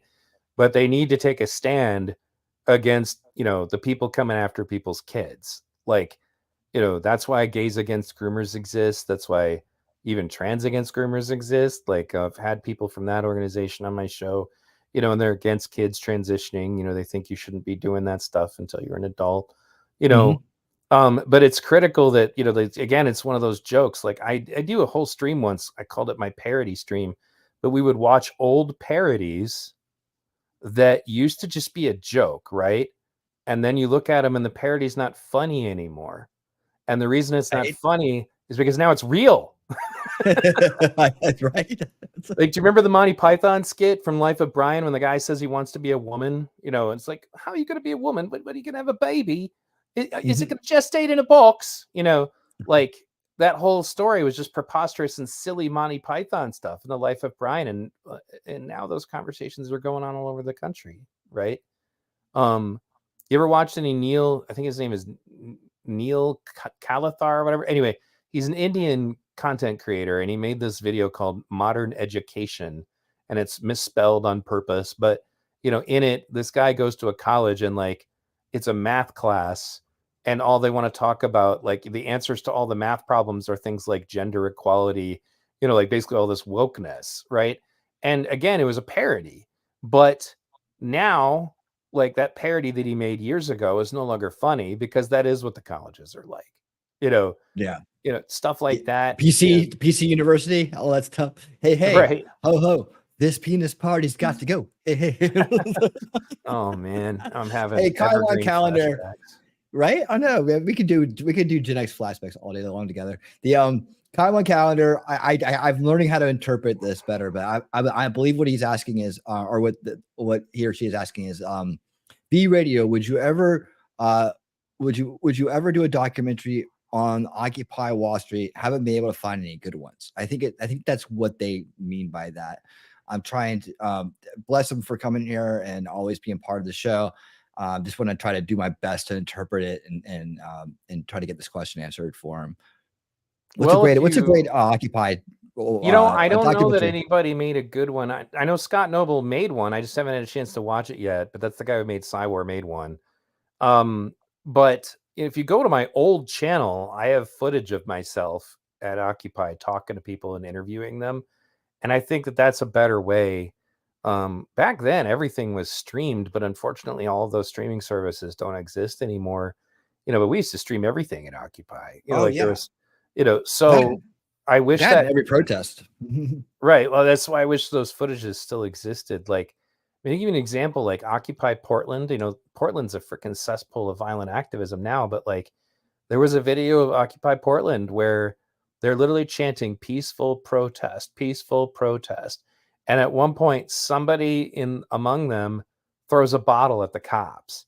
So the Occupy protesters literally turn, grab the guy, and throw him to the police and go back to chanting peaceful protest. And that's Portland. It's kind of mind-blowing now, right? Because like if something like that was going on in Portland right now, Antifa would have been throwing stuff at the cops en masse, right? Right. So, but I would love to do one. Unfortunately, it's really hard to find the footage, but again, if you look at my old channel, you'd have to go to my new channel, and it's one of the first featured channels. But I have footage of myself at Occupy Flint talking to people. Stuff like that would kind of give you a better energy for what it was like to be at Occupy. Cool. Thanks for that question, come on. I've been calling. I see some of the stuff that Jacob's saying here. I've been calling for a brand split for a long time now. You're a lot more generous than me, and I won't go into it, but I don't even count the B, man. I'm at the LG, right? And I think they need to split off. I think they need to, because I see lifestyles and fetishes, and that's the way I look at it. And when they start blending fetishes in with lifestyles, that's when all the loopholes opened. The rainbow umbrella grew, and all of these deviants and pervs came in underneath of it, going, "Oh, I could just dress up like a woman and get into a freaking locker room to see young girls naked. Hell, I'm on." Yeah, that's what they did, and that's what we've been dealing with. Well, and they don't. Go ahead. But wait, they don't. Well, that's the thing, is that there is an element that believes that adults who are attracted to minors is just another sexual orientation, and they've been looking for their opportunity to find their way into the mainstream LGBTQ alliance, right? And the problem with it, and I went over this in my video exposing Heather Karina, and who is a well-published and award-winning LGBTQ author activist who wrote an article earlier in her career calling for the normalization of sex between adults and kids called Rage of Consent. And now she writes books that are finding their ways into schools. She gives trainings to teachers on how best to run youth groups for gay kids, and again, there is an element that believes that. And ironically, one of the things that will always come up if you bring this up to the alt left is they'll say, but the church, what about the church? Like, they go straight to the what about it? Well, it's the Catholic Church, right? And Republicans are the real pedophiles, blah, blah, blah. I'm like, so let's go over this for a second. There is a serious problem within the Catholic Church with pedophilia. Nobody ever denied that, right? The difference is that there's nothing in Catholic doctrine that says that that's acceptable behavior. Meanwhile, there are people on the alt-left side of the situation who do believe that adults having sex with children is appropriate behavior, and they're trying to normalize that, right? There's nobody in the Southern Baptist Church gets hit with this accusation a lot too, who's trying to normalize, men raping little girls. That's not going on, right? Meanwhile, there's another side of this that for some reason is never satisfied. Like, you need to like normalize, adult, naked people at pride parades, walking by children, encouraging parents to bring their children to stuff like pride parades, or to the drag shows that are obviously sexually provocative, etc., or get the kids to be in the drag shows. Like, there's a picture of Lactatia that I show all the time in my Discord because Cypher/crowdsource politics is so in denial that he literally, denies that it was a sexualized picture when it's literally a guy with their hands on this kid's chest where his breast would be if he was actually a female, because it's a drag kid, right? Basically, you have to acknowledge and understand that grooming isn't just something that happens to the kids. It's something that happens to the parents, and it's something that happens to societies. And that's what they're trying to do, right? And the thing that was important that I keep trying to bring up to people is that they need to understand that this is not the entirety of the LGBT community. In fact, it's not even the entirety of the LGBT community, right? And there are still people who may identify as non-binary or still not on board with any of this stuff. And it's unfortunate because not enough of them are speaking out about it. And the reason that they don't or won't is because of what happens to you if you do. I brought Leah Keith on my show a few times. She's a longtime lesbian feminist activist. She's completely against, any kind of indoctrination of children, completely against, the whole trans stuff. She's not on board with any of it, right? But that's why it's important that for the same reason that you can't make statements like, all Catholic priests are child molesters, we also have to recognize that there are still gay people who don't want anything to do with that nonsense.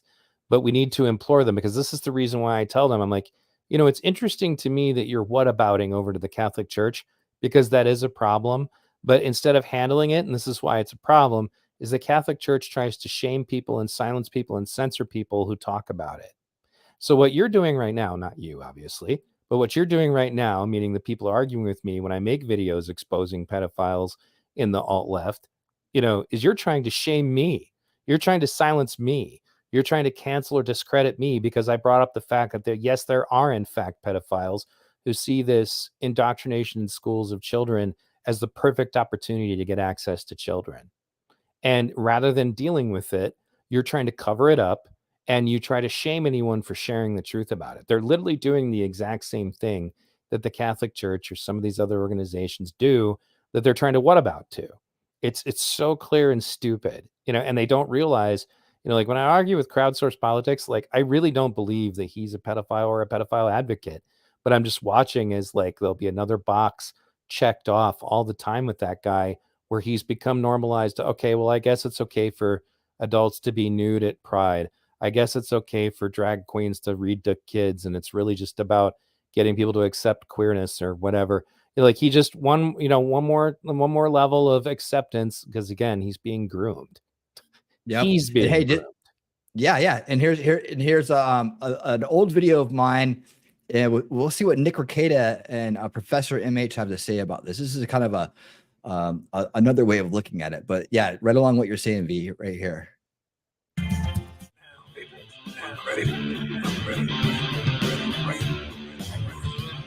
The bad parent rewards their child for weakness.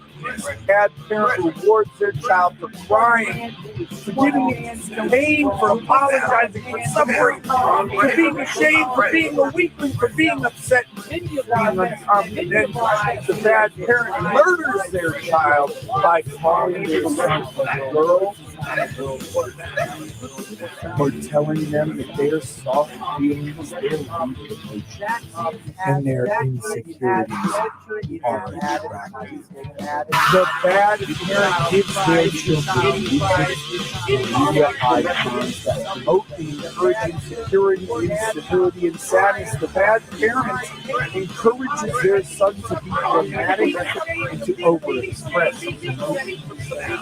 The bad parent gives their son examples of masculine success that are sad, over-invested in women's thoughts, and distinguished by their weaknesses more than strengths. The bad parents encourage their son to cultivate an emotional sensitivity and treat his vulnerability as a talent or an asset for him to see himself. They lie and say that women want that. The bad parents lie and say women want men who respect them by means of being emotionally weak and sad. The lesser role models will encourage the same weakness and servitude in your son. The lesser men hide in will tell your secrets to be gentle.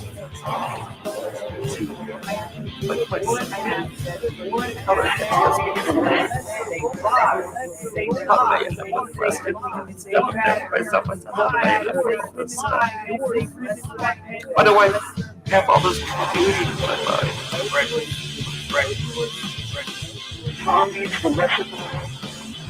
Now, baby. Ready? Touch down. Unready. Different way of looking at it. Some of my earlier work there, guys. If you haven't seen it, I was having trouble understanding it because the sounds blended together a little bit too much. Yeah, I like to do that. I used to like to do that a lot. And Furby's right; it was noisy. But maybe I should redo that one. But it's like I like the imagery right? stuff. The imagery is really cool, But yeah, no, it's just I'd like to be able to hear what the people are saying. But yeah, go ahead.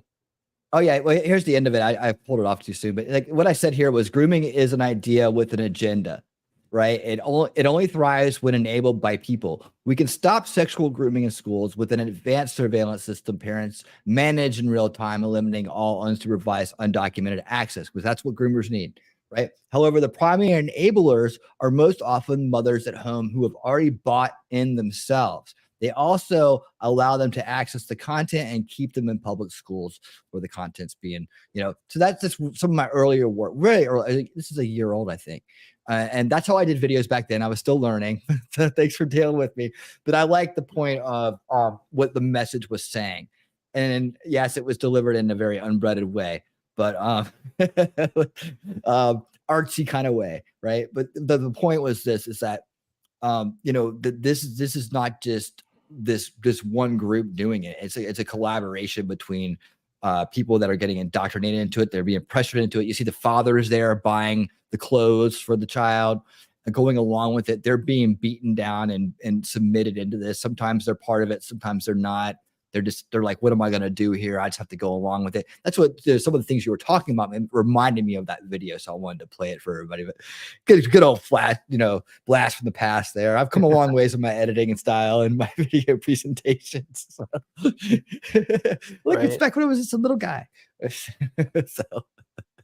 No, yeah. But yeah, I think it's a powerful message, and people need to be extremely aware of it, especially if they're going to put their kids in public education now. Like, and that's the other thing is, like, when he was asking earlier about my kids, is like, well, the wokeness hadn't completely taken over the school system at that point. And I was fortunate, ironically, even as a left-leaning guy, I had to move my family to mostly conservative little country towns because that's really the only place that this stuff hasn't taken control. Yeah. Talk about a little bit about your upcoming documentary here. I know you got to get on. You have a lot of things going on. I appreciate your time and being here. I'm not trying to rush us off. I'll sit here all night with you. No. I mean, we've been at it for 3 hours, and I am a little hungry. Actually, I'm a lot hungry. But yeah, I'll talk about it. So, OK Groomer is probably going to have to be a BitChute / Odyssey / Rumble exclusive because I don't see YouTube even allowing me to put it up. But I had to gather some of the darkest, most evil stuff that's been done and put it all in one place because I'm just sick of people lying about it. That's not happening. Or, one of the things I said when I was on Good Logic stream a while ago was that the alt left does this thing where you're trying to uncover something. Let's say it's critical race theory, queer theory in schools, etc. Right? It starts off with, well, that's not happening and nobody actually supports that. And then it changes into, as you progress and give them more evidence, they'll go, okay, well, maybe some people support that, but it's still not happening, And then the final progression is, okay, well, it is happening and it should be happening, right? That's the direction that things take. We went from critical race theory is absolutely not in schools to critical race theory needs to be in schools, right? In the span of 6-7 months of arguing on Twitter, you can watch the evolution happen as they realize that in some cases, you've got two different groups of people. One of them are the ones that are literally just trying to normalize these ideas. And so they try to introduce them gradually so that you don't get shocked by them. It's just like in a cult. They don't tell you the crazy stuff until they really think they've got you completely indoctrinated, right? So what OK Groomer is going to be about is literally just gathering the raw footage. Like when I had to do my video about Corey Mason, Corey Mason was a trans youth icon. And now she's doing OnlyFans and masturbating with an underdeveloped penis due to the hormones that they were given. But they were like a rock star of the child trans movement, like, I don't know, 6 or 7 years ago. And then their mom became one of their dads because like their mom decided they were also trans, and it's important to note, I don't believe that's actually the future awaiting everybody who transitions, but that there are a lot of people that are very mentally messed up in that situation. And the reason I brought that up was that I had to use the raw footage or people would just deny that it was even happening. That's what happens. If you don't use the raw footage of Desmond is amazing, if you don't use the raw footage of Lactatia, if you don't use the raw footage, like, for example, there's that clip that got passed around again during Pride Month, and it's actually from like 2015, but it's a clip of a kid dancing, a boy dancing extremely suggestively at a pride parade, twerking and, swinging their hips around in a very sexualized manner. And they couldn't have been more than like 9 years old. And they kept getting goaded on by the people at the, so anyway, I'm planning on doing a video about that, but that's another one that's probably going to have to be on BitChute because there's everywhere that this video of this young boy has ever been put, it gets deleted. And the reason that it's important is that I went back and looked up what the reaction was at the time. And of course, the LGBTQ activists at the time needed to prioritize calling anyone who didn't like that video homophobic, right? If you don't like this video of a prepubescent boy wearing makeup, like literally just looks like Desmond, twerking in an extremely sexual manner, then it means you're homophobic, right? And stuff also like I've got another one on my BitChute is this one was very hard to find because it's been scrubbed from the internet. But like George Takei, really big voice for the queer left, so to speak. He made a comment on Twitter saying that there's no grooming going on, and and if there was any grooming going on the part of the gay community, it might be to teach young boys better hygiene and grooming practice. Like that was his joke. Well, he went on Howard Stern and a few other radio stations like over a decade ago and revealed that his first sexual experience was at the age of 13 with an adult camp counselor. So there's no grooming going on except for his sexual experiences when he was a kid, right? And if you try to find that clip, it's very hard to find now because it's been scrubbed. So I threw it on BitChute, so if anybody wants to see it, it's there. And the reason this is relevant is that it's not the whole gay community at all, but there are definitely people within the gay community who want to normalize the idea of men having sex with kids, women having sex with kids even. And if you don't expose them to the raw truth of it, then they'll continue to do things like denying that there are kids at drag shows. They still do that, right? Libs of TikTok does a fantastic job of getting that stuff up, but her videos gets taken down too. So, OK Groomer is going to go into that. And I'm also going to go into the links, for example, between Antifa and this, because there was an Antifa author shortly after World War II who wrote a book called The Mass Psychology of Fascism. And in that book, he openly states that the best way to protect children from fascism is to sexualize them as soon as possible. And that, and that fascism is sexual. Fascism is sexual repression. So the best way to protect kids from it, is to sexualize them. And that way they won't be sexually repressed. That's legit a book you can look up. You can get PDFs of it. Wilhelm Reich. And it's called The Mass Psychology of Fascism. And this is a book that gets passed around in Antifa circles. And one of my friends who infiltrates Antifa circles finally got a screenshot of them admitting, yes, they all read this book. But that's why you see these Antifa people showing up outside of these drag shows where kids are there because they honestly believe sexualizing kids is the way to protect them from fascism. So mind control. Right. Well, no, that's exactly. Yeah. And then obviously I'm sure you remember Derek Jensen, the professor who did the Queer Theory Jeopardy video. Did you watch that? Are you familiar with that? I think I've seen it. I've seen it. Basically, he was doing a talk and Antifa showed up to try to shut him down because he's a feminist in his thinking, but he's also not on board with the trans stuff. And so they're trying to shut him down. So he just went over the list of Michael Foucault, who's a very popular anarchist thinker. And he just straight up was all about pedophilia. And the original writers of the queer theory books and basically the whole founders of the queer theory movement, which is queer theory is like the LGBTQ version of, critical race theory, essentially. Yep. They were all pedophile advocates. Yeah. And they don't even hide it. Like, no, not at all. But if you talk to the average person, that's not true. That's not true.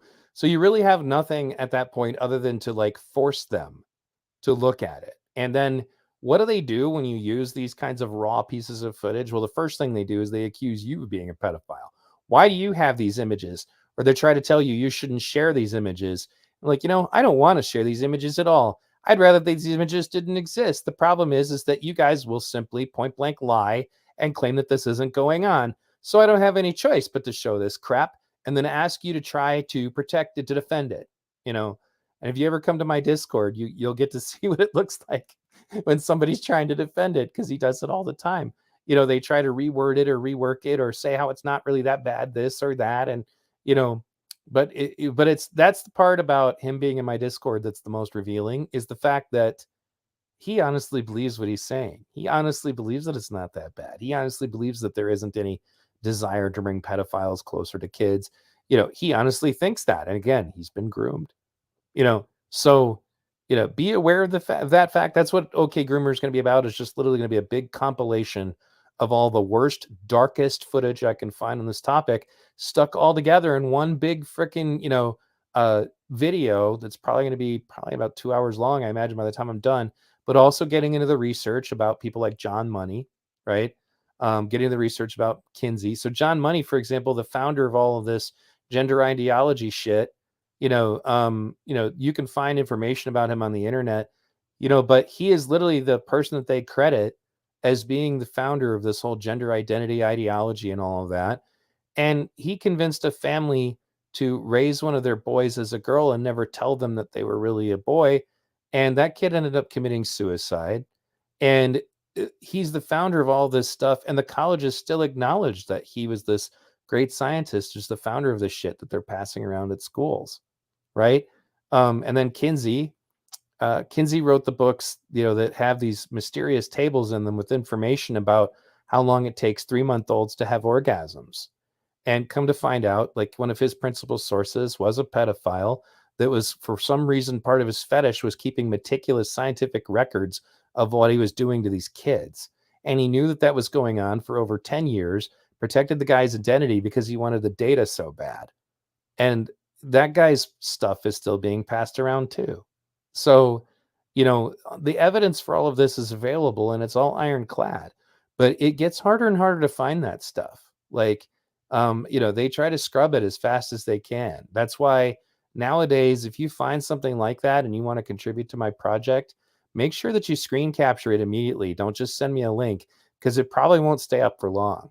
You know, especially these videos of the kids at drag shows, those will disappear like as fast as they can get them down, because it spits in the face of their whole dialogue. You know, I've got videos of literally drag queens instructing little girls how to twerk, you know, and to get tips from the crowd. You know, that video gets taken down from TikTok every time it gets put up. So, you know, but anyway, that's what that project is about. And it's not going to be pleasant. Like, to get to the bottom of the Corey Mason story, I had to go down some really dark rabbit holes that I'm never going to go down again, thank God. But like, until I proved and knew for sure that this Corey Mason, you know, trans kid had been turned into essentially a prostitute, you know, I needed to know that I was actually correct about what I was saying. And then I needed to have the receipts, you know. So OK Groomer is basically going to be a big ass pile of receipts that I'm going to drop on their heads, you know, and then just dare them to try to answer for it. But I honestly think that what is probably going to happen if nobody intervenes, and I think, though, that society's going to intervene in this. I think they're going to fail. But it's going to be just like I said before. The alt-left goes from it's not happening, nobody supports that, to, okay, maybe some people support it, but it's still not happening, to now it's happening and it should be happening. And that's what I think that they're hoping they're going to be able to get the LGBTQ activist community to go along with, is the idea that kids should be allowed to have sex with adults. What do you think this whole thing about trying to say that kids can make long-term decisions for themselves is all about?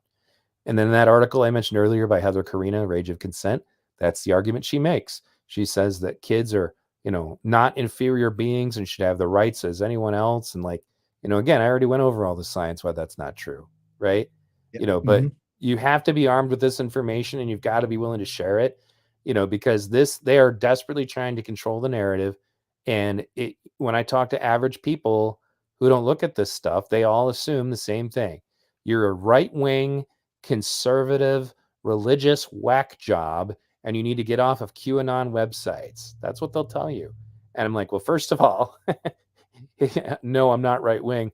And second of all, no, this isn't QAnon conspiracy. It's real. Yep. That's the archetype meshing they try to do. They build the bad archetype to try to overwrite the good stuff with the bad stuff. It's just mind control techniques. You know, something that's audience like this, as sophisticated as this, going to see through, but make sure you tell other people about it as well, so that they know. That's part of the solution culture too, is we have to share our knowledge, right? So that we get more and more people down the road further than just coming out of it and say, oh, this is, you know, this is that, a bunch of conspiracies and that's the end of it. I'll just wait for the world to end, right? Because I've given up. No. There's more work to be done and there's more places to go. And V, hey, you have my 100 undying %, you know, help on this video or this documentary. Whatever you need from me, just ask. I'm there. I'm already trying to give you as much stuff as I find for it. But yeah, anything I can help you with editing, I help you with promotions, the marketing, anything that you need to get this important work out, man. I got your back 100%. Let's go. Well, really, it just comes down to, and your audience can help with this too. You know, if you go to my Discord, there's literally a channel set aside for it called OK Groomer Documentary. If you find anything that you think would be relevant to the project, stick it there. You know, but again, if it's particularly juicy footage, make sure you screen capture it because it probably won't be there. There's a lot of links in my Discord channel for this that are dead now because that stuff's all been taken down. So, but yeah, and I appreciate your help, man. You got it, man. Just put your Discord link in the chat so everybody join up with a V. If you're not in mine as well, get on in there. I think most of you guys are, but let me throw mine behind that just in case. If you're going on a Discord joining Rampage tonight, let me get that out there too.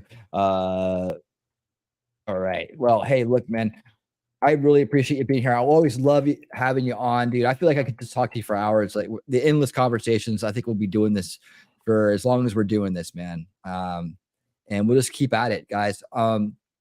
We're going to I'm going to be sending you over to actually, let me figure this out real quick. I had you go in one place, but now I'm hearing I might want to take you to another place. I need to learn how to do that because there are people I'd like to send people to, but I don't remember. When we get off the air, show me how to do that. Yeah, absolutely. Let me see. I don't see that Gary's live right now. Is he?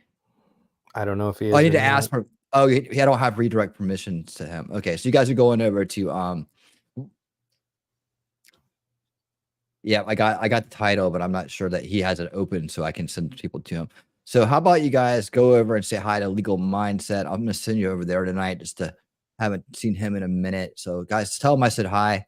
And I'll be back next week with more Winning Reality. Oh, by the way, guys, I didn't announce this yet. I meant to do this earlier. I have Space Power Monkey and myself have decided we're going to put Tech Reality Tuesdays on hiatus for now. We kind of feel like it's we got the points out we wanted to get out. We've both become kind of busy with other things. I love the guy. I love doing stuff with him, and we will definitely do something again in the future. He's a good friend of mine, and I love what we did with the show, and it's out there for archives now. So if you need to learn about AI from the ground up, and addressing some of the fears that are out there, addressing a lot of the technology that's out there, how you can put it to work for you, how you can get ahead of the game, that playlist right there will hook you up, and I hope you enjoy it. But just to let everybody know, don't expect to see Tech Reality Tuesdays for a while because it's going to be on hiatus. And I'll be keeping you updated with any new kind of shows or ideas I have coming out. But if not, for that, I'll be back next week for Unveiling Reality on Wednesday at 8 p.m. Eastern. And I believe we're going to be going over the David Icke stuff. So if you like reptilian shapeshifters, man, this is going to be your show. We're going to debunk it. We're going to show you how influential this guy is and how he's made his way for so many years, telling stories about, these things. And, we're going to have some fun with it, but we also like to investigate it. So a lot of people fall in these rabbit holes. We like to show you why these rabbit holes work and what they really are kind of like leading to. And we have this thing going on, like at the end of it, you're going to find out about this Gaia network and all kinds of things that are going on there. So it's a stepping stone show. You saw the board up earlier, the retrospective, that's part of that show. And of course, Thursday nights with my good friend, Gary Lamb, we are repairing history together. Yes, we are. And we are tackling division. We're tackling racial division. How can we bridge the gap? How can we heal division? We're having frank conversations. We are breaking ground and talking about things that most people aren't talking about online right now. We're asking the deep questions of both sides. We're teaching both sides. It's a great show. I hope you will join us. Check it out. That's what we're doing. I'll be back, of course, next week at 9 p.m. for more Winning Saturday Night. V Radio, thank you so much for being here, sir. We look forward to always keeping track of your work and keeping up with you. I hope we are going to be doing things soon, like your new channel idea. 100% I'm in on that. 100% in with it. Anything that you're doing, buddy, I got your back.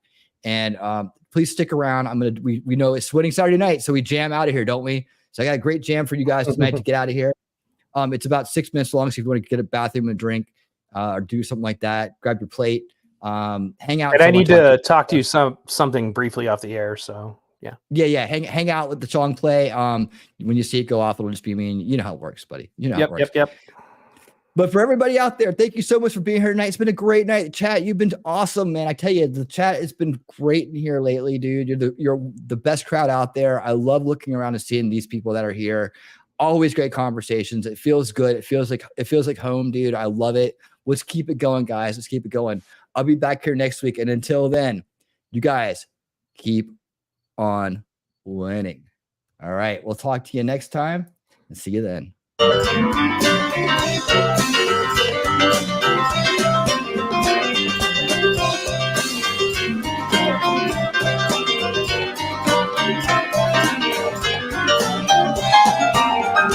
There's a papa rabbit dog on my front door. And there's a pack of rabbit dog on my front door. Yep, yep.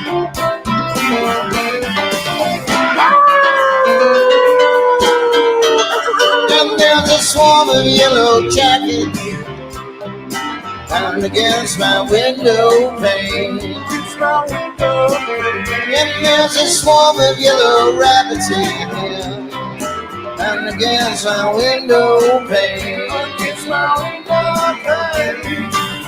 How's it gonna be? How's it gonna be? Yeah, how's it gonna be? How's it gonna be? Yeah.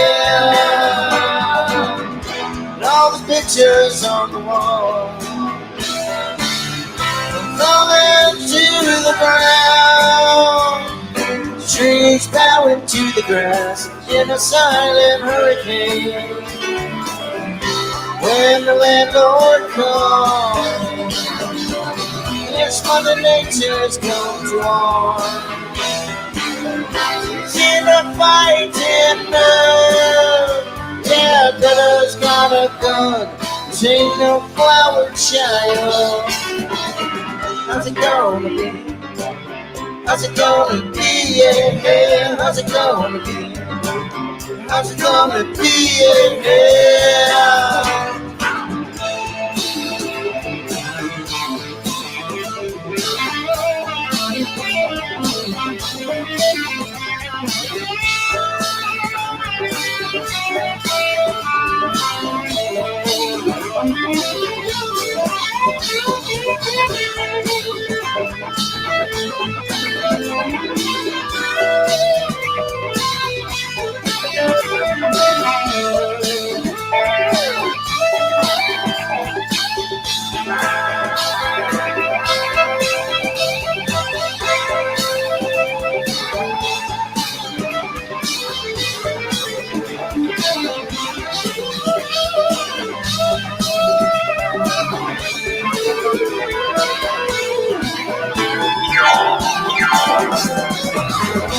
All the pictures on the wall are falling to the ground. Trees bowing to the grass in a silent hurricane. When the landlord comes, yes, Mother Nature's come to warn. Instead of fighting blue, yeah, Bella's got a gun. This ain't no flower child. How's it gonna be? How's it gonna be? Yeah, how's it gonna be? How's it gonna be? And there's a pack of rabbit down. How's it gonna be? On my front door. How's it gonna be? And there's a pack of rabbit down. How's it gonna be? On my front door. And there's a swarm of yellow jackets down against my window pane. And there's a big old bronco resting in my shotgun shack. How's it gonna be? Yeah.